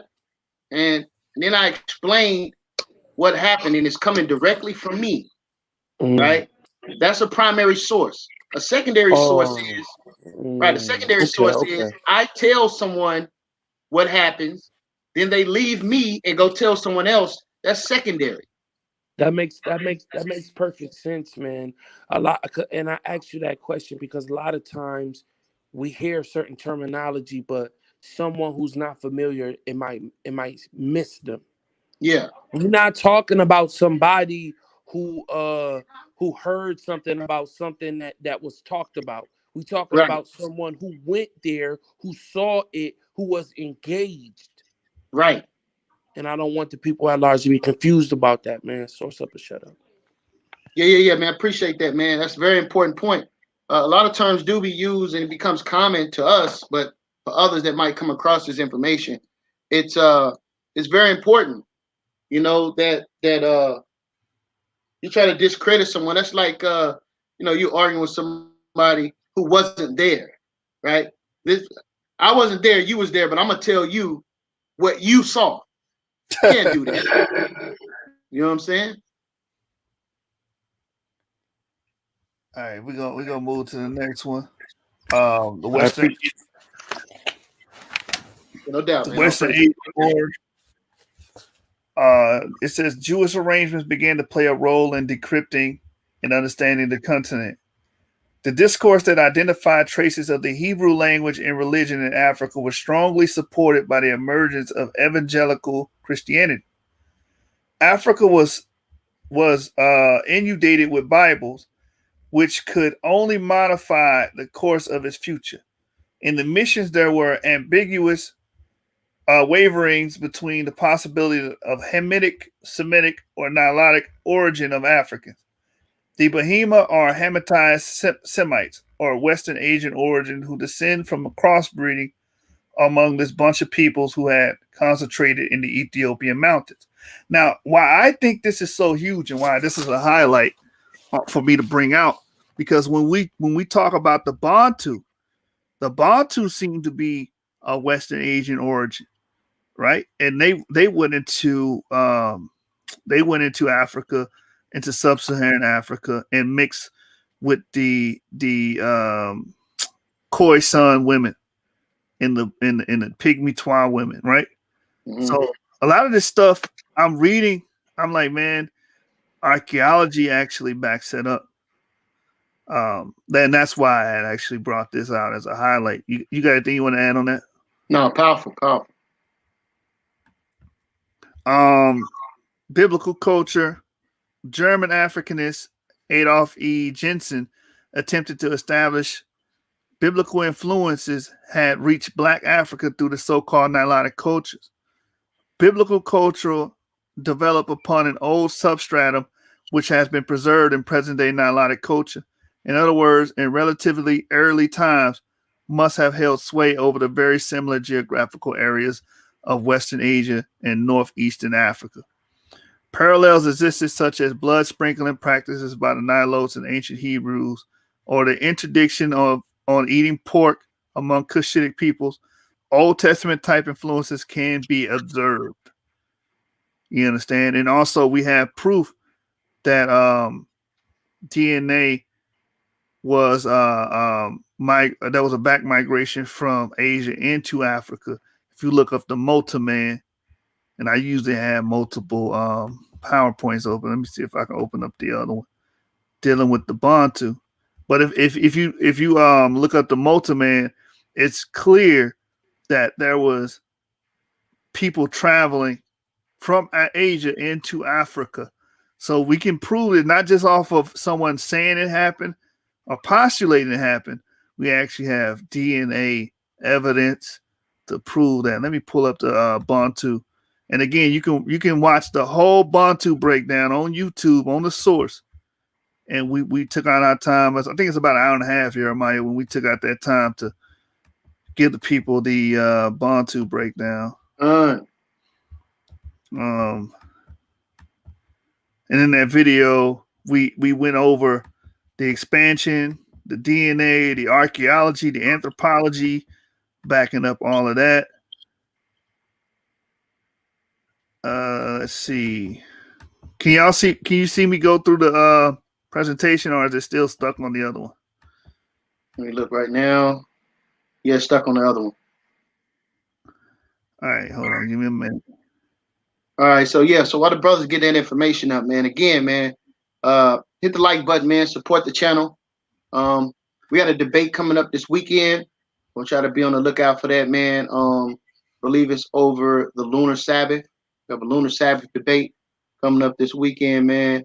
Shout out to the Heathen Slayer and our brother Yawasop, man. They getting in the ring and handling this thing like gentlemen. You understand? This is what we're doing at the source, man. We're constantly trying to bring forth information and challenge the minds of our brothers and sisters, man, to advance the culture for the betterment of our nation, man. Right? This is why we're doing what we're doing. Right? All right, I got it up here, buddy. Work it out. All right, so if you look up the Mota Man, that's what the specimen is called. It's just a fossil that they named Mota. But it actually gives proof that there was migrations from Asia into Africa. Mm-hmm. It says tracing the migrations of anatomically modern humans has been complicated by human movements, both out of and into Africa, especially in relatively recent history. Gallego Llorente sequenced an Ethiopian individual, Mota, who lived approximately 4,500 years ago, predating one such wave of individuals in Africa from Eurasia. Here we present a 12.5 times coverage ancient genome of the Ethiopian male Mota, who lived approximately 4,500 years ago. We use this genome to demonstrate that the Eurasian backflow into Africa came from a population closely related to early Neolithic farmers who had colonized Europe 4,000 years earlier. So the source for this ancient Ethiopian genome reveals extensive Eurasian admixture in Eastern Africa. So we have the proof that you had Eurasian peoples going into Africa. There's the follow-up on that. Historic migrations from Eurasia into Africa have affected many contemporary populations, confounding inferences. Right? So again, we have the migratory data that supports our thesis that these Shemitic people were coming into Africa, inhabiting Africa, and the rest is history. All right, so let's get back to the other presentation and finally get through the chapter. Right. We still on chapter, was it 6? All right. So he brought out that they had parallels, the Nilotes had parallels with Old Testament influences, like not eating pork, blood sprinkling, so on and so forth. Page number 64. Now, y'all should know, if you've been in the Hebrew community more than 2 years, you know who this person is. Joseph Williams. Joseph Williams' work listed the largest possible number of native groups identified as exhibiting Semitic influences or identity. If you don't know who he is, he wrote the book Hebrewisms of West Africa, right? Right. From Jamaica to Central Africa, including Eastern and Southern Africa, Williams endorsed the view of a full-blooded Israelite theory of the Ashanti. So he wasn't going around saying, oh, these people were converts. You know what I'm saying? Some Hasidic Jews with 2 curls on the side of their damn hat came down there and taught these people the halak.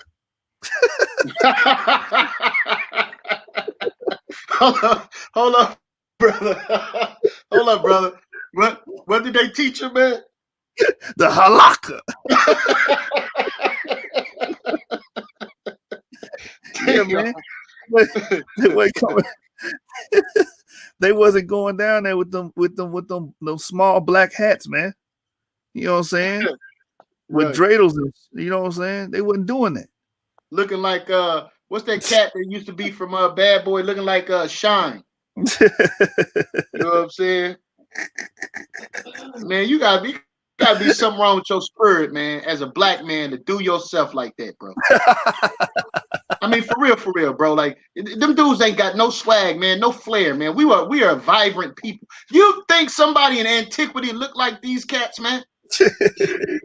You got to be out of your damn mind. The Bible says, "Put on thy beautiful garments," okay? And a damn thing appealing about with the way they look with the halak. Gotta be out of your damn mind. Yeah, man. Wasn't no damn Jewish missionaries coming down there doing these mass conversions. We're waiting on the evidence on that. So Williams was propagating that these people were full-blooded Israelites. You understand? Especially Ashanti, right? He says, linked with the hypothesis that the idea that the Pule, which I believe is the Fulani, light skin and of Oriental origin was superior to black natives. According to which the Pule Fulani were descendants of the ancient Jews became widely known thanks to the work of Maurice Delafosse, 1870-1926. All right. So you're going to move on. It says, driven from Ghana, the Jewish Syrians were become the Pule, the dispersed. The Hebraic flavor, which seems to permeate many of the Fulani customs, especially among the least contaminated elements of the race, has been recorded by careful observers. On entering the Fula town, the first thing which strikes a stranger is the Caucasian cast of the features, especially among the older people. Yet every now and then, in the children of parents having all the physical traits of the Semitic family, there recurs the indistinguishable Negro physiognomy. So they were given the descriptions, and again, they were still falling victim to trying to depict who someone was based off how they looked. That's page 65. The Fulani history is page 66. He said he was struck by their particular knowledge of Jewish history. He considered that the Pule evoked Hebrew characters from the Old Testament with familiarity and knew the events described therein, talking about this period as if it were their own history. For the neighboring groups, such as the Yoruba or Maasai, even though different circumstances prevailed in each area, the use of a Hebrew or Israelite model seems to have penetrated every corner of Africa. So this idea of these people being Israelites was pretty much known throughout Africa, is what Mrs. Bruder is trying to say here. Right. The name of this book is The Black Jews of Africa. The Black Jews of Africa. And these things that was asserted, because, man, I heard these dudes say some awful things about this brother, man. You understand? They just totally disrespect this man's research. But now you have a PhD Caucasian woman coming behind, using sources, using him as a valid source. I want to make that clear. Again, Hebrew Israelite 101. Hebrewism of West Africa is one of the earliest books you get. Babylon and Timbuktu, and a multitude of other joints. Lost Tribe in the Promised Land, American Indians by James Adair. These are all some of the books you get early on, man. Right. So we're page 69 now, African tribes from the Middle East. It says, in contrast, other missionaries suggested that the superstitions observed among these groups were the expression of a lost religion, maintaining that the African tribes they met come from the ancient Near East. Peter Kolb, a German living in Cape Colony in 1705, claimed to discover the historical roots of the religion of the Hottentots as the children of Abraham, claimed the religious traditions dating back to ancient Israel. Not only observed all or most of the customs in which the Hottentots agree with the Jews. So again, we see these people are making these claims and these assertions. They're not saying that someone came down there and converted them. They're saying, no. These people actually come back to Israel. So I find that very interesting. Yeah, man, hold up, man. I thought this book proves that there was black people that was converted into Judaism. Yeah, maybe and let me make this clear, too, real quick. We're not saying that hasn't happened. See, I'm moving away from speaking in absolutes, Joshua. As soon as you say that, somebody gonna come with some damn converted Jews, and then you finish. See, we're not saying that, right?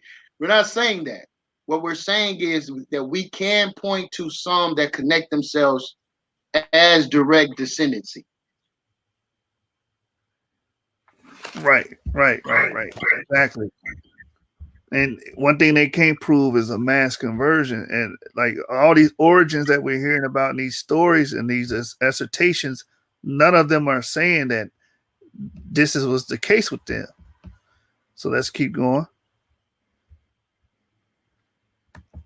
Page number 69. Henry F. Finn's argument. Henry F. Finn in the 1820s supplied an inventory of the most striking likenesses of the Zulus: war offerings, sin offerings, propitiatory offerings, festival of first fruits, the proportion of the sacrifice given to the witch doctors, period of uncleanness on the decease of relatives in touching the dead, circumcisions, rules regarding chastity, rejection of swine's flesh, the semblance of many of their customs to those of ancient Jews as prescribed under the Levitical priesthood. As ancient Israel has two names for the same God, the same was true for the Zulu, the Kulu. The Almighty was Zulu Yahweh, the creator of the world. So again, like they're looking at parallels with these tribes, and they're using the Old Testament to say, okay, these tribes look like they're practicing ancient Jewish customs. And this is what they was making reports on, and this is what Edith Bruder is quoting from. So again, still nothing about conversion. And we halfway through the damn book. Right. Page number 70. Both ancient Jews and Zulus slit their earlobes, burned frankincense during ceremonies, burned the bones and cut the meat of the sacrifice animals in a similar way. The Mashaba and his friends were convinced that their lineage dated back to the lost tribes of Israel. All right. Chapter 7, appropriating Jewish history by the African diaspora. All right, so we're going to get right into this one, chapter 7. The Bible argued that Africa was great. Now, this is a big one, Jeremiah. Right. Because a lot of people are going around on the internet, on YouTube, on Facebook saying the Bible denigrates Africa. The Bible speaks bad and negatively about Africa. No, it doesn't. Yeah, man. Shout out to my elder, man, Elder Matatawa of the House of David. He's in Africa right now. He's in Ghana right now. We had him on the program last week, and that was a point that he was making. I got sharply rebuked because I had said that Negroes always trying to exhort Africa, right? And this point where we're reading right now is where you're coming from. You understand? And the fact that once you go into the scriptures, it was always a refuge and a haven for us to escape to, a place that we had major trades with, right? And a place that we fled to during the time of the destruction of Jerusalem in 70 AD. You understand? So these things are important. And what he was saying is that right now, if you're looking for a place, you understand, to escape or leave or relocate, you understand, why not consider Ghana as a relocation place, as a example of the wilderness prior to us going back into the homeland? Because when I was on them dudes' show the other night, the question is how are Black Hebrew Israelites going to get back into Israel? Again, a spiritual question requires a spiritual answer that them dudes ain't going to accept anyway, right? So I was wondering, why would they be asking a question? So I think this is a good point, man. I want you to go ahead and bring that out, man. Yeah. The Bible doesn't denigrate Africa at all. You got an echo. Okay, so the Bible doesn't denigrate Africa at all, and quite the contrary, because it says right here, drawing mainly on the Bible, these works of impressive autodidactic scholarships argue that ancient Africa was the birthplace of civilization and point to Egypt, Ethiopia, and Carthage as great ancient African civilizations. John William Norris tracked the Ethiopians' place in history, ran through the standard litany of biblical explanations of African descent, and asserted that the wisdom and religion of the Jews were also of African origin. That's what this book is bringing out, man. That's page number 74, by the way. I'll keep going. It gets worse. It gets worse for the naysayers. Colorism impacted the ideologies of the past. The Ethiopians were neither Negroes nor Egyptians, but they were a mixed color race, the same as the colored people of America. They represented a bleeding of the Hamites, a Caucasian race who settled in North Africa and Egypt, and Negroes, or they are a branch of the Mediterranean race from which the Negroes were an offshoot. So again, they were trying to use these 19th century racial ideologies to explain race. But again, we can see that it's very problematic because it doesn't tell you who you are connected to. All right, so page number 76. You can thank early Afrocentrists for the Black Israelite identity. A lot of y'all, it's February, right? So it's Black History Month. A lot of y'all gonna be talking about Marcus Garvey, but a lot of y'all against what Marcus Garvey was teaching, and we're gonna get into it. Early Afrocentrist texts provided the theoretical basis in the recurring themes for the Black Jews doctrine during its formative period. The assertion of great cultural heritage claiming ties to an exclusive lineage left the left to the assimilation of Judaism as a source of black identity. Let me say something real quick, man. This book is so damn current, bro. You feel me? Like, as I go into my research, a lot of it is not speaking toward the exact experiences that we can find, as we're making our transition into this understanding, right? Again, there you go, family. Black Jews doctrine, right? So the black Jews, again, the black Jews or black Hebrew Israelites is a derogatory term. But I don't believe it's being used as derogatory, but as an identification mark to separate these people in America being black and identifying themselves as Jews. This is something very different from black Hebrew Israelites, which is a derogatory term and also on the FBI terrorist list. And they use what I would like to say is certain unprofessional behavior while on street teaching as a catalyst to justify them being a terrorist group. Certain aggressive talk, but yet no black Hebrew Israelites have committed anything as the other people that's on the terrorist list. I want to make that clear, right? But in this case, I believe this is being used to identify those here in America that identify themselves as Hebrew Israelites. Right. Also, that's a bad echo. My but bad. I also Yeah, want go ahead.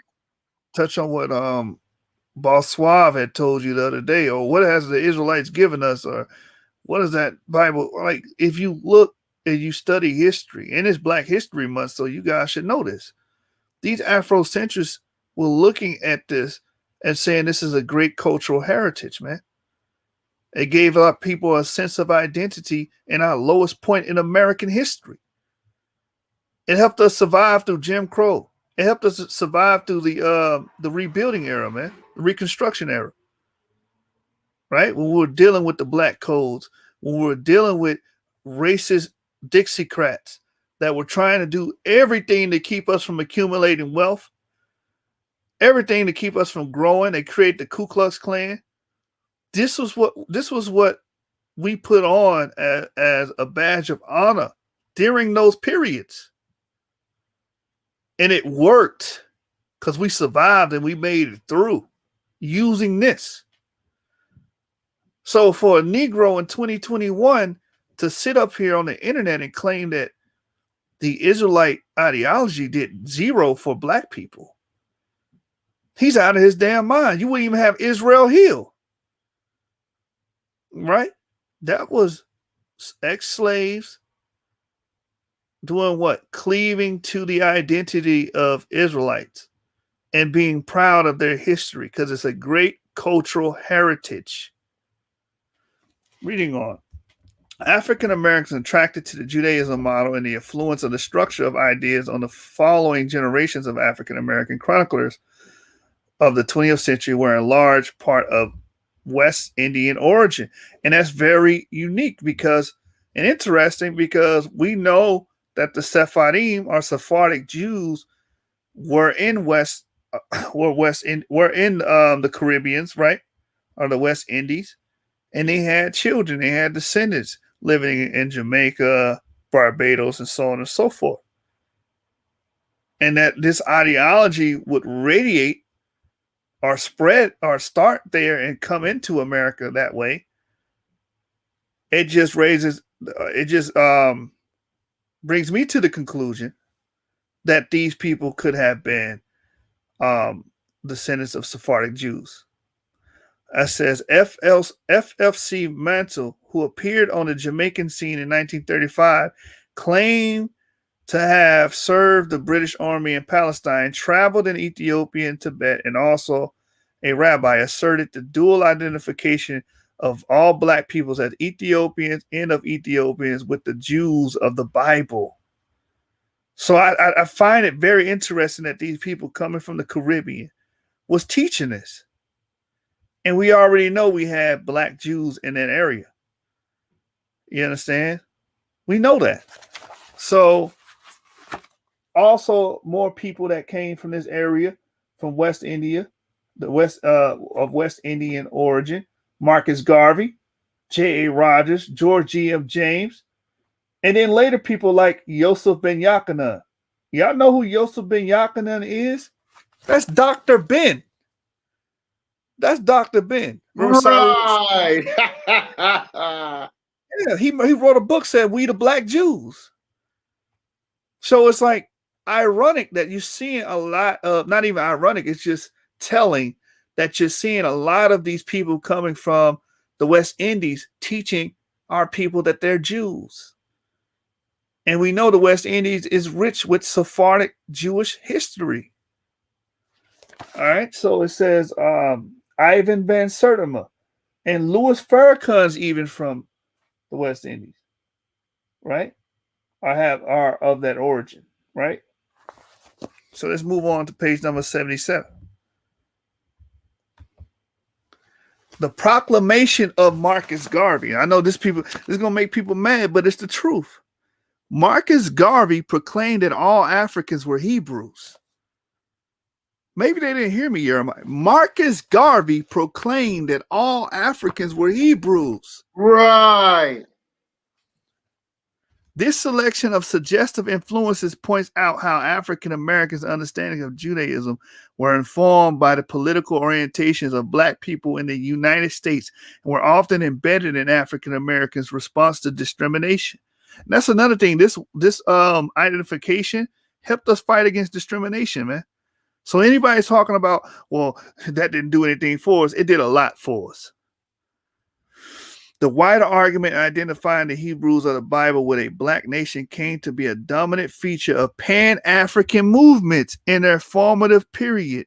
Mantle, Garvey, and Albert Cleage, among many others, identified themselves with the claim that Jesus was Black, which has been recurrent for well over 150 years.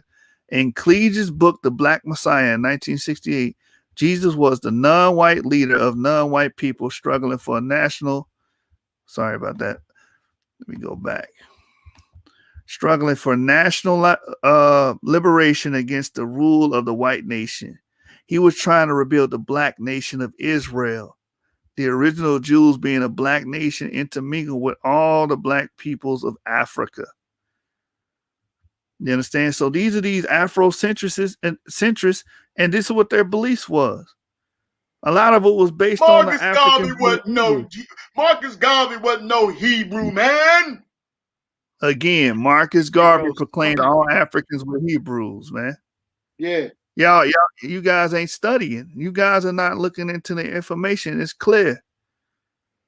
Don't worry, we'll do all the studying then, and we'll be the researchers. We'll be the scholars in the community then, since you guys don't want to take the mantle.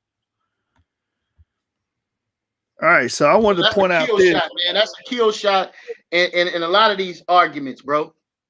You know what I mean? Like,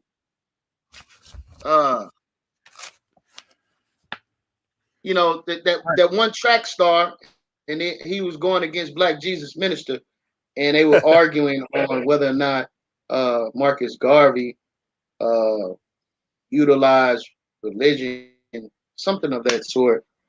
This would have been a kill shot, boy. And so all they want to do is talk about Marcus Garvey was a Roman Catholic.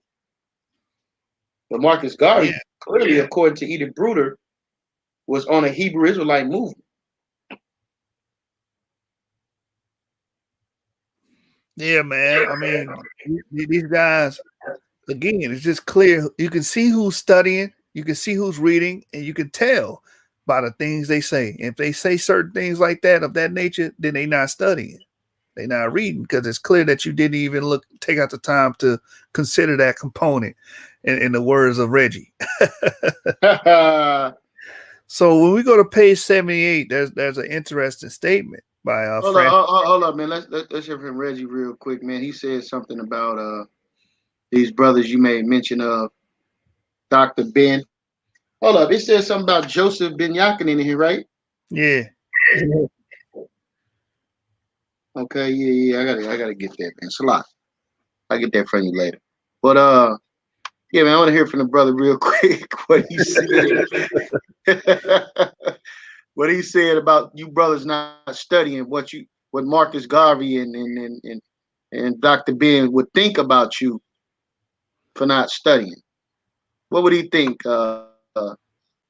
In Ben? Leonard Jeffries' class, Professor Edward Scobie class, John Henry Clark, he wouldn't even talk to you.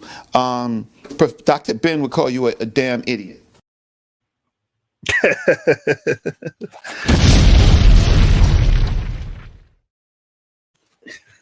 That's right, man. Because a lot of you guys misrepresenting these Afrocentrists and Pan Africans, as we read earlier, their core beliefs. A lot of that stuff was going man, back. Listen, man, what they saying right now, Joshua, is what they're saying right now is yeah, man, I don't like them Hebrews, man, but they over there bring some powerful information right now, brother. All right, so this is right here is powerful as well. Skin whiteness is a result of a mutation, and this sister said this. Frances Cress-Welsing said, "Skin whiteness is a genetic mutation. Black people can produce white people. White people can only produce white people. Whites are mutants of black people." And you know they called this sister pseudo academic because she said this. Mm-hmm. But if you can see to the right. This was verified by modern science. What this sister said was verified by modern science. It says, imagine a world where everyone had brown skin. Tens of thousands of years ago, that was the case, says scientists at Pennsylvania State University. So how did white people get here? The answer lies in that tricky component of evolution known as a genetic mutation. So the sister Frances Cress-Welsing was correct. White people come from a mutation. Yeah, man. R.I.P. to the sister, powerful sister. I had that book, her book. That was one of the first books that I added to my library. Before I came into this truth, I didn't have no library, Joshua, at all. Nigga, I barely read magazines. Right. You know what I'm saying? But when I started coming into this truth, man, it started being forced to be able to source up. I had to start getting these books. And I have her book right now in my library, man. You know what I'm saying? And that sister brought out some powerful information. And she was a powerful speaker, beautiful sister. And she actually made an impact with her life, man. Right? So all praise and glory to the Most High for that sister's wonderful work. Yeah. And Edith Bruder brought it out. And I think Edith Bruder, that's one thing I disagree with her. You label her as a pseudo academic, and how everything she said is right. White people did come from a mutation. White skin, that comes from a mutation. And when it says black people can produce white people, that's true as well.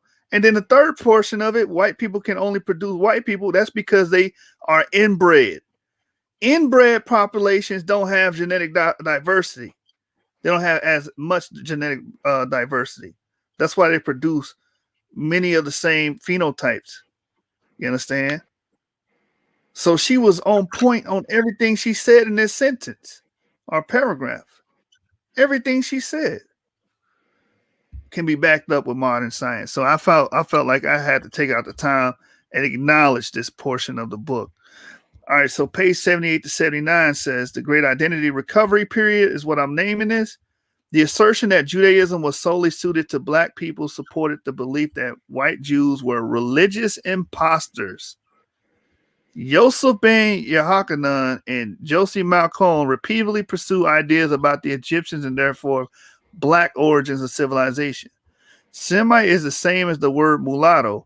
Thus, they were considered to be half black and half white or genetically colored people. The birth of the black Muslims and that of the black Jews have much in common.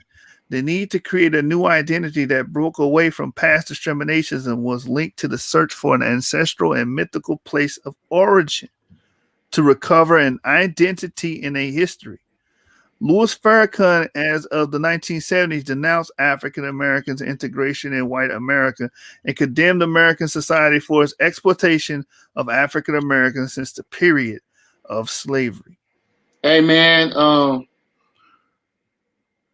man, she going in, man. She naming all of the people that the world has shunned in academia. Right. Powerful. Yeah, man. And they bringing out their strong points on why they believe that we were Jews and why those people, those Ashkenazis, were not Jews. And just going into, again, these are all known Afrocentrists as well. And their belief was centered and built upon us being Israelites. But for some reason, you guys try to marginalize and minimalize the effect of the Black Israelite ideology. You understand? Yeah, man, they're gonna be quoting my brother. They're gonna say, yeah, in 2021, brother Joshua Ben Issachar did a powerful study on you know what I'm saying? Real talk, man. Hey, we read over here. Like I keep telling these Negroes, we read over here, man. All right. So Negroes are the lost sheep of the house of Israel. This is pages 80 to 81. In the 18th and 19th centuries, the appropriation of Jewish history by African Americans followed the path of a search for origins that gave them back a history and allowed them to overthrow Americans' racism hierarchy of values. Hold up, man. Hold up. The brother, what's the brother's name over there? Boss Suave Smooth. Yeah, Suave said that this Israelite stuff has no benefit, actually has harmed the Black community. I need you to read that again from the top, brother, because that was powerful what you just brought out. In the 18th and 19th centuries, the appropriation of Jewish history by African Americans followed the path of a search for origins that gave them back a history and allowed them to overthrow Americans' racism's hierarchy of values. They combated racism. Why? Because they were telling us we have no past, we're nothing, we're a debased people, we belong as slaves, we're cursed like Canaan, and so on and so forth. But we're saying no, we're Israelites. We have a mighty history and a glorified history that the whole world follows after, that the whole world wants and desires, because the whole world kowtows to the Bible, man, which is an Israelite history, which is a book about Israelites, for Israelites, and disseminated by Israelites. You understand that? Thank you. That was the power of identifying as an Israelite. So, no, what's the brother name? Suave, Smooth, Suave. I done forgot the brother name for real. I'm not even joking right now. It's Suave Boss, right? Suave Boss, yes, Suave Boss, man. You wrong on that. You wrong on that. That was a lot of benefit to following the Israelite ideology. It gave us a sense of culture, a sense of identity, and it helped us overthrow American racism, especially in our darkest time in America during the Black Codes and the Jim Crow era, man. All right, so Melvin Leigh Herkowitz in The Myth of the Negro Past underlined that the loss of their own African past and traditions contributes to an uncertain self-image among African Americans searching for a shared history and perspectives. In early stage, images, characters, and interpretations from the Hebrew Bible were powerfully invested by African American religions as a source of Black American identity. And I think you messed up right there. It can't say Hebrew Bible; it has to say Greek Bible, right? Get your goofy ass.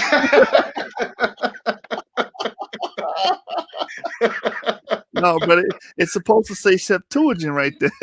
Right. Sit your $5 ass down before I make change. Right. Shout out to Matt, man. Shout out to Master Hill, man. Whatever that brother name is. Salai. Yeah. Shout out to that brother. And early stage images, characters, and interpretations from the Hebrew Bible were powerfully invested by African American religion as a source of Black American identity.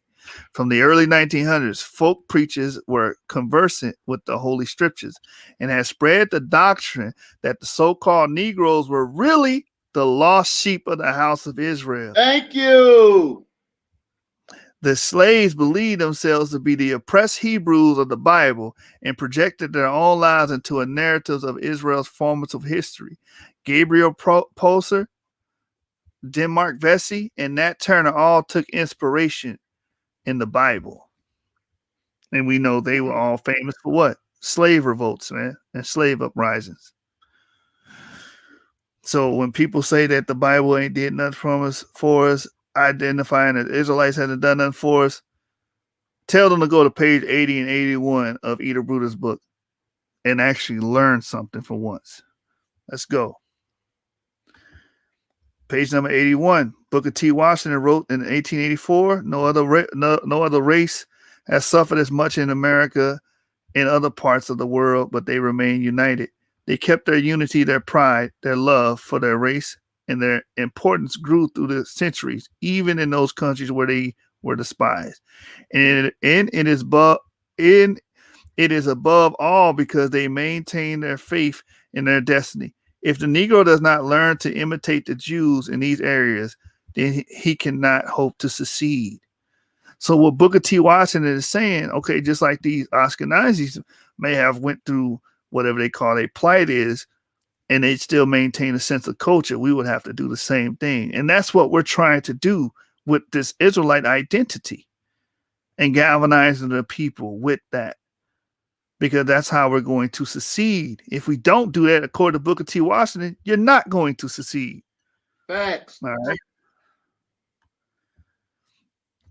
Cherry's Israelite legacy. In 1915 in Philadelphia, the prophet F.S. Cherry, leader of one of the first Black Jewish cults, the Church of the Living God, the pillar ground of truth for all nations, elaborated a racial theology asserting the primacy of Blacks in Judaism. Cherry concluded that God and Jesus were Black and the Blacks were the true original Jewish race. The terminology is as varied as their numbers, some referring to themselves as Israelites, Jews, Hebrews, Canaanites, Essenes, Judites, Rechabites, Philashas, and Abyssinians. Although the terminology differs, all such groups perceive themselves as lineal descendants of Hebrew patriarchs. Again, no language here denoting conversion. They're saying they're descendants of Hebrews. So I don't know what you guys are talking about, all right? And that's Cherry, famous for bringing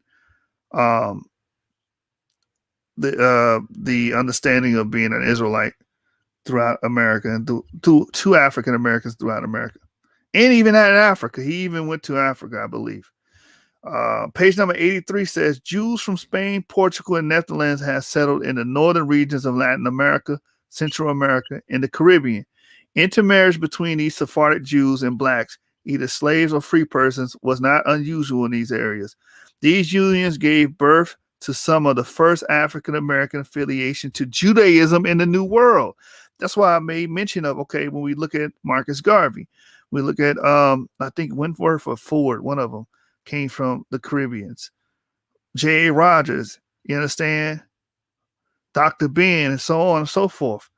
It's highly plausible that these people also descend from these Sephardim or these Jews that were in the Caribbean. And that's what Bruder was pointing out too, that these unions gave birth to some of the first African American affiliation to Judaism in the New World. Page number 84 and 85. The Black Jews considered that American Blacks were in fact African Hebrews torn from their origins in religion by slavery, who had lost the knowledge of their ancestral heritage. During slavery, they took away our name, language, religion, and science, as they were the only possessions the slaves had, and they were pumped full of Christianity to make them more docile. The assumption that the original Israelites were Africans was substantiated by the existence in the ancient pre-Talmudic practices of the Ethiopian Beta Israel. William, in his book, Hebrewisms of West Africa, established numerous parallels of sub-Saharan tribes, cultural traits with Hebraic influence dating back to legendary times. All right, so this became the source, the proof text, if you will, to show that we have evidence that we are Israelites. You know what I'm saying? All right, let's keep going. From Ford to Army, Rabbi Matthew and Ford shared a point of view. The so-called Negroes were really the children of the house of Israel. Again, nothing about conversion. They're saying they descend from Israelites. From the 1960s, Chicago became the home of emergent Black Jewish communities with 5 large congregations and half a dozen smaller ones. Carter Ben Ami, the spiritual leader of these Hebrew Israelites, had a divine revelation according to which Africans were descendants of the Judah tribe exiled in Africa during the dispersal period. Again, more history about Ben Ami, Rabbi Matthew and Ford. They were all teaching that they descend from Israelites, not converted. The history of Ben Ami's travels. Some of Carter Ben Ami's followers fled to Liberia and settled the African continent. They were rapidly followed by around 200 Hebrew Israelites who left the United States with a pioneering spirit in the arduous project of becoming farmers. They developed a specialized school that combined education in modern Hebrew, science, math, and Israel civics with Hebrew Israelite spiritual tenets. The ideology of the community maintained that the Jews of Israel are not Jews by heredity, even if they share certain religious principles with the Hebrew Israelites. Ben Ami preaches a common heritage of African Americans and Jews. So although they did go over there, at first they was teaching that, hey, them Jews over there are imposters. We are the real Jews. All right, pages 90 and 92, the history of the Rastafari. So in this chapter, she's breaking down these Fard, the commandment keepers, Ben Ami in Chicago. Then she moves to the Rastafari. As noted by Burris Lutain, the climate of social disputes constitutes a religiogenic factor in which the diversion from official religion must be considered as an attempt for emancipation. Garvey has implored his people to look to Africa for the crowning of a king, to know that your redemption is nigh.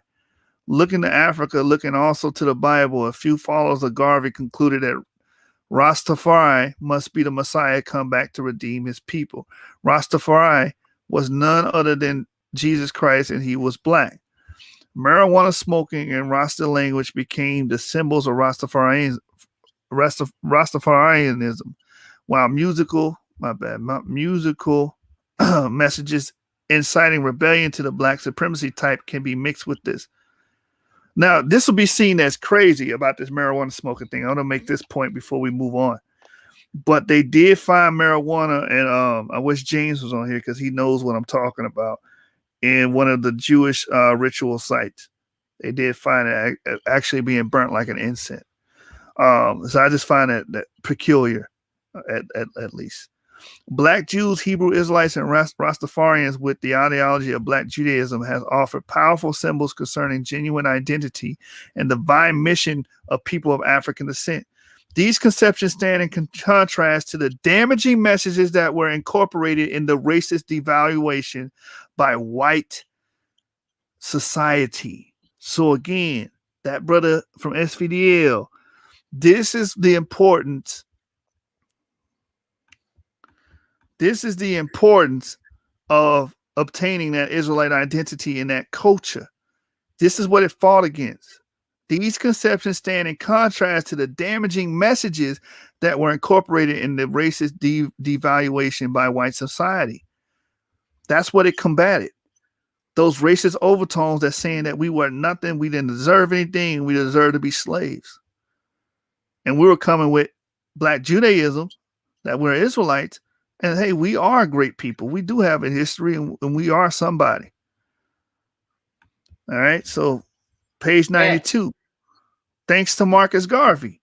The broad lines of constructions of these movements in the United States give us insight into the genesis of African Jewish movements. The Bible that brought African Americans the narrative account of the Hebrews' destiny is central in the formation of African sacred world. Let me read that again. Maybe that went over some people's head. The Bible that brought African Americans the narrative account of the Hebrews' destiny is central in the formation of Africa's sacred world. All these movements partly rely on the central narrative of the scriptures as a form of resistance to a feeling of oppression and on a common need to recover identity in history. By claiming that all Africans are Hebrews, Garvey put in place modern theology, which operated effectively and enabled African Americans to establish a link. And that's the end of my highlights for chapter 7. Next video, we will be dealing with what might be the biggest and heaviest portions of the Bible. Not of the Bible, excuse me, of Edith Bruder's book, chapter 8, 9, and 10. Now, chapter 8 is dealing with the historical narratives of a Jewish presence in sub-Saharan Africa. You don't want to miss this one. This is going to go over the Arabic sources, the early attestations that's saying that Jews were actually in Western Africa and in other parts of Africa. So you guys do not want to miss part 4, which will be the end. I'm hoping and praying that we're able to knock out all 3 chapters, and it will be the end of the book, and we will have it as a playlist so you guys can always go back and refer to it. All right. I want to end this. Woo. Yeah, let me man. say something real quick, man, because while you're doing this research, for those that have this book, for those that see this video, decide they want to go get the book. When you're dealing with doing your research, and you're using the book as a guideline, I like to go and I take the highlights and I actually write what is being said in particular sections. You understand? And that way, when you're in the midst of a discussion, you'll always be able to go back to the book and hit the key points without having to search so hard.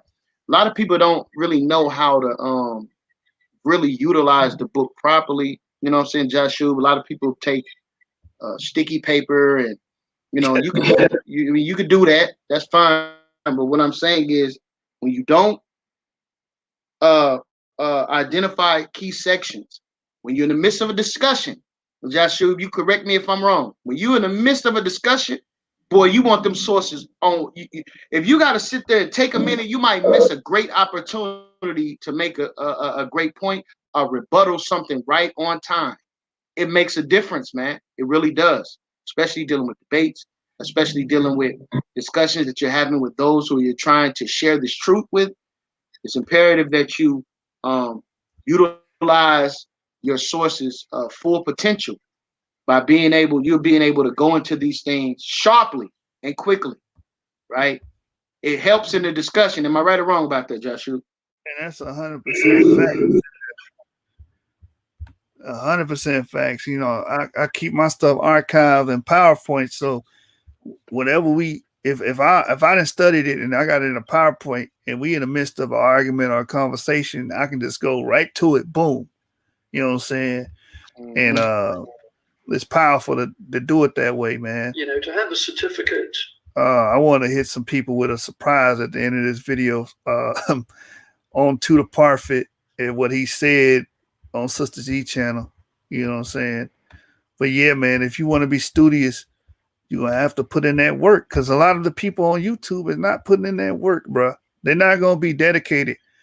Who else doing a whole damn book on YouTube right now? Who else is doing it? We're doing 2 of them right now. We're doing To the Parfit's book, and we're doing Edith Bruder's book. Thanks. You see what I'm saying? But speaking of To the Parfit, I wanted to share with you guys what he said on Sister E's channel, because a lot of people act as if To the Parfit is the antithesis to the the Hebrew Israelites. Oh, well, if you read his book, he gonna destroy y'all. You know what I'm saying? Y'all ain't gonna be Israelites no more, man. He gonna tell y'all wrong. All right, we gonna see. So I wanted to just bring this out while we're alive. A lot of people gonna be mad at this book review, man. This book overview. These highlights, man, and what's being brought out. They're gonna be mad because they're not saying anything in their favor. Watch this. This is around a 36-minute marker. And San Tomé, an island off the west coast of Africa, not very far off the west coast of Africa, and now Luanga. So the big question for the African community, African Americans, and there's been a lot of discussion over it, is, there are plenty of people who think, well, Judaism came with us to the United States or to the Americas from Africa. And this. So you see what the source, what the subject is: Judaism coming over into America via the slave trade, through the slave trade. This is something that's widely rejected. It's widely rejected. Like on YouTube, you got people like Dagger Frauds rejecting it. Timo Science will reject it. And all of our naysayers reject it. But watch what Tudor Parfit says, the PhD, the one who wrote books on this, has spent at least 30, 40 years discussing this and learning about it and researching it directly. Watch what he says. As being impossible. But I think my research indicates that nothing is impossible. And given that there were plenty of black Jewish communities which had settled long before the beginning of transatlantic slavery. He said there was plenty of black Jewish communities that had settled long before transatlantic slavery. He said, come on, man. And this is according to his research. And this is the guy y'all was like, yeah, we're going to get him. He going to tell you y'all wrong. This brother said there was plenty of them there long before the transatlantic slave trade. So it's possible that they could have been caught up in the slave trade. It's entirely possible that there were Jews who were enslaved in the West Coast and, of course, in the East Coast. Did you hear what he just said? It's entirely possible that the Jews would have been enslaved in the West Coast and the East Coast of Africa. Man, hey, man, listen. This is a... man, I'm spiritually charged right now, man. This is so powerful for the community. And again, within Edith Bruder's work, which is a protege of Tudor Parfit, to be recognized for the work of our leaders and teachers, whether they be leaders or teachers directly or indirectly. I stand on the shoulders of those men. I'm here because of the work they've done. It's our job and duty to extend this, man. So to be able to give another more evidence to our community, it's always for the glory and the benefit of the Most High and the restoration of the nation of Israel. This must be seen. Are you? Many slaves came from the East Coast. Comparatively, most of the slaves came from the West Coast, and Luanga was a major. I want to go to this part. My bad. I need to. Not as young Hamandishi as they used to be. Said that they spoke perfect Portuguese, and they were just going off the top of my head that they were. Now this part right here is about an hour and 16 minute marker, right? And Benaniah, I know this brother well. He always talks about the Sephardic Jews. You know what I'm saying? And he's posing a question about them. And watch what Tudor Parfit says about the people that doubt the existence of black Jews. Watch this. They understood the Portuguese history very well. I think this is how I'm paraphrasing it. Well, I don't know about that reference, and I'd be very surprised if it were entirely true. I think they would have known a bit of, European languages because, after all, they traded. But in none of my sources do I get that. And I believe that they're descended from the orphans who were exiled, the Jewish orphans, Spanish. So again, he's not saying that, oh, these people are converted. He's saying he believed they descended from the Portuguese Jews. Something we've been teaching forever. Something that was taught by Rudolph Windsor. Something that was taught by J.A. Rogers 40, 50, 60 years ago. Almost 100 years ago with J.A. Rogers. Come on, man. Jewish orphans who were exiled to the Portuguese possession of São Tomé, but there's no absolute proof of that. It's probable, but you're absolutely right that there were plenty of other settlements, particularly in Senegal and down the what's called La Petite Côte.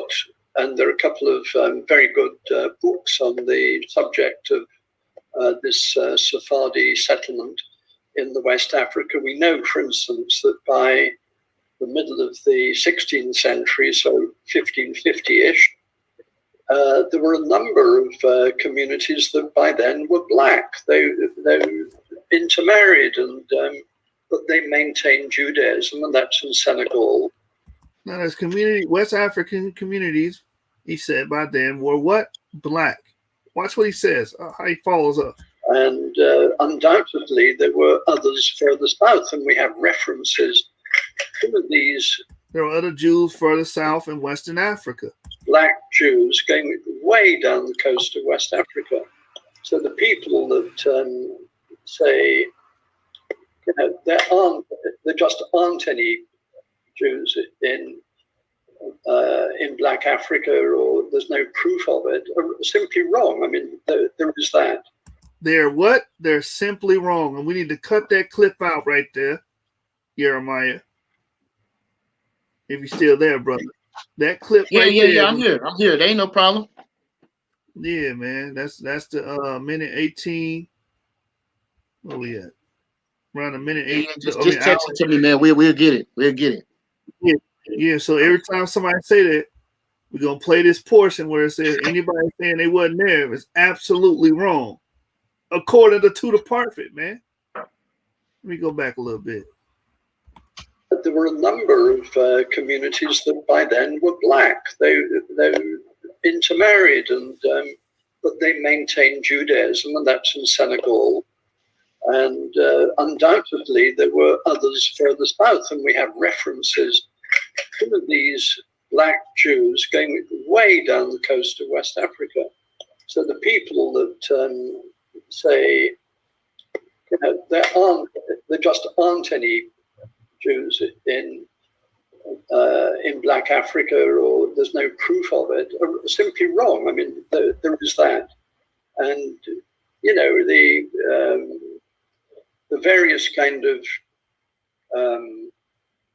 theories that emerge from kind of Jewish groups in Nigeria, among the Igbo, and in, let's say, Ghana, with the community there, and different places throughout Africa. You know, it's, I mean, in a way, they're kind of theoretical. I'm not casting doubt on them, because these are people's cherished beliefs, and, you know, one shouldn't cast doubt upon people's cherished belief. I mean, one of the things that we all, many people in this country, hold sacred is the stories like the virgin birth. Well, it was difficult to prove that there was a virgin birth, but it would be very bad form and very gentlemanly to go around and say, virgin birth, nonsense. And that's what people do, you know, with respect to you know, kind of origin stories, or, you know, every nation has got its origin stories, and they may or may not be historically true, but usually it's impossible to know. So, yeah, I mean, it's there's plenty of evidence anyway of these settlements. We also know that in the notice he said he's not trying to cast doubt on origin stories. Everything that Rob Bourne and Garfield them saying that these people are representing are lies, farces. You understand?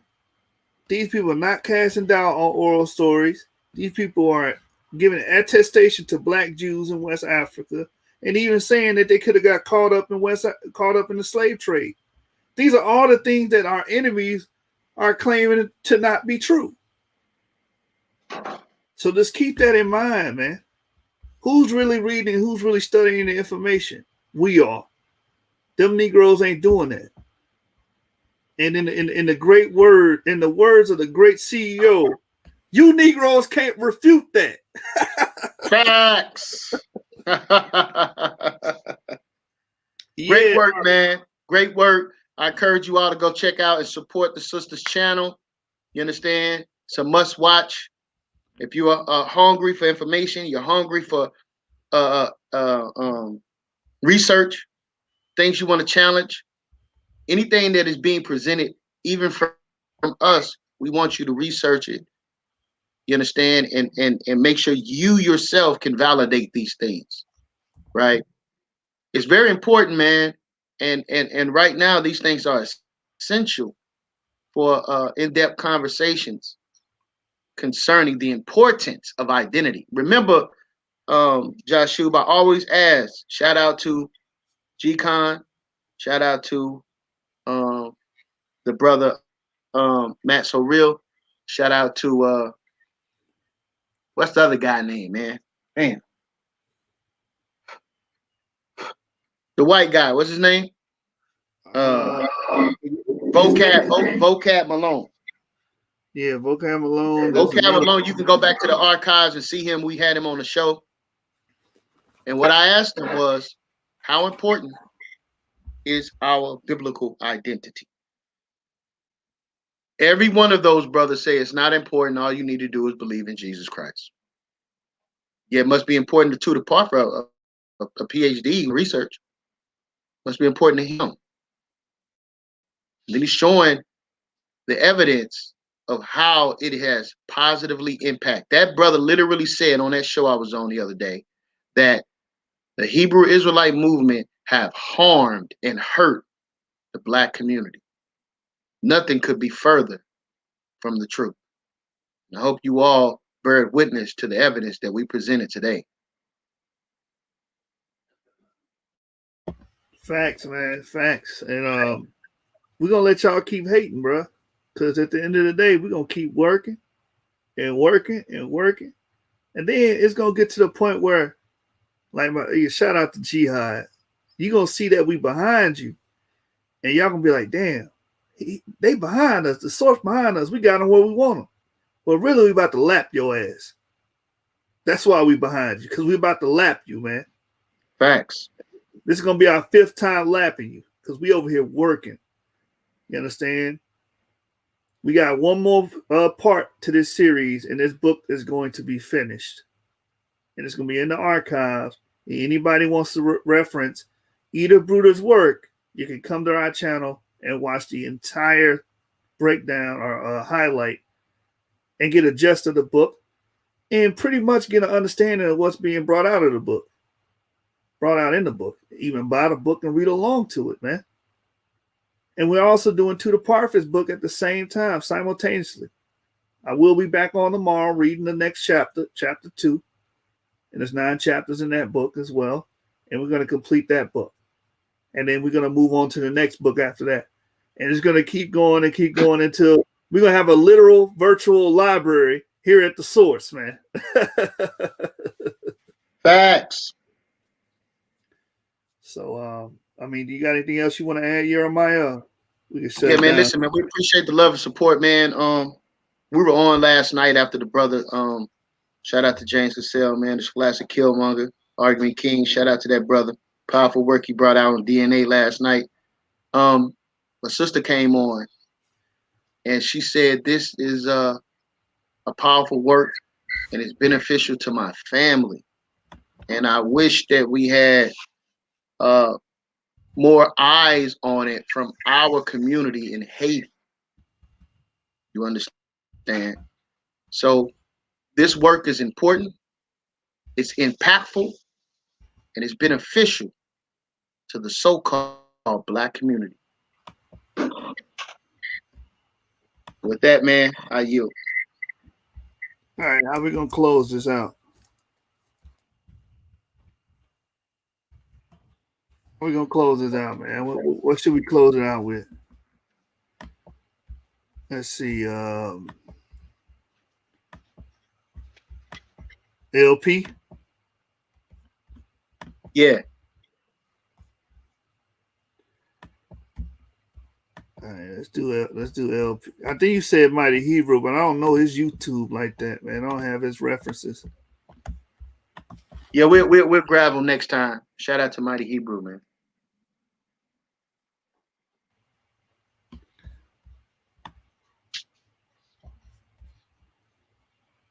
LP got a joint from 6 years ago. Listen, man, if you're interested in Hebrew Israelite clothing apparel, right? I do have a garment business called Garments of Vengeance, and you can contact me on social media at Jeremiah Yah, please say the Yah on Instagram, and Jeremiah Yah on Facebook, and also HORS Jacob on Facebook. Go there, you can see my work. We do customized jackets, right? We do full garment sets, armbands, headbands. We do t-shirts. We do women's garments, head wraps. We do dresses, right? We're actually here to serve the community, right? So if you are looking for Hebrew apparel, you can contact me on social media. Also, we have another company that is provided by the brothers here at the source called Motivated Focus. If you're looking for Israelite apparel, you can contact our brother, General Yashar, at Motivated Focus on Instagram. We appreciate the love and always the support.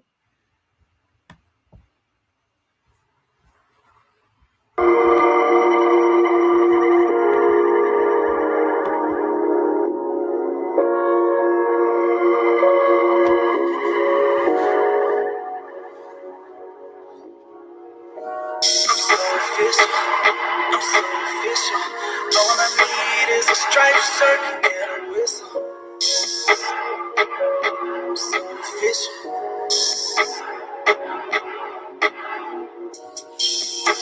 I'm riding down the highway. You know I gotta get it to fly away.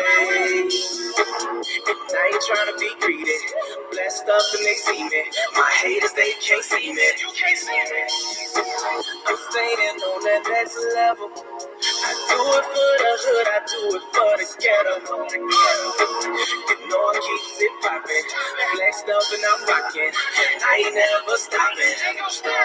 I'm so official, I'm so official. All I need is a striped shirt and a whistle. I'm so official, I'm so official. All I need is a striped shirt and a whistle. I'm so official, I'm so official. All I need is a striped shirt and a whistle.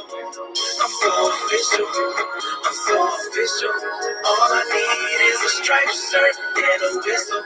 I get it how I get it like a man does. I ain't trapping in these streets, not in the bando. I'm so lit like a candle, ain't on my game, but you've been the stands though. I've been doing what I'm doing for a long time. I've been getting it for a minute, that's a long grind. Yep, I got it. Doing all that popping. G's moving silence. I'm so official. I need a whistle. 81100 to the bone whistle. Blowing up like a missile. LBZ like power. Tell her what's the stizzle. I'm so official. I'm so official. All I need is a striped shirt and a whistle. I'm so official. I'm so official. All I need is a striped shirt and a whistle. I'm so official. I'm so official. All I need is a striped shirt and a whistle. I'm so official. I'm so official. All I need is a striped shirt and a whistle. I'm so official. I'm so official. All I need is a striped shirt and a whistle. official. All I need is a strap shirt and a whistle.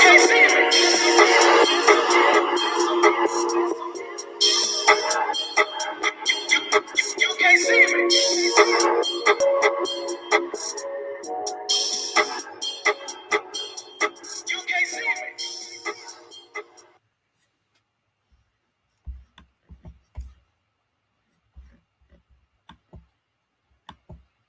All right, man. We out of here, man. SUC. Tune in tomorrow, like we said, and as promised, we will be going live every day, 7 days a week. Chill.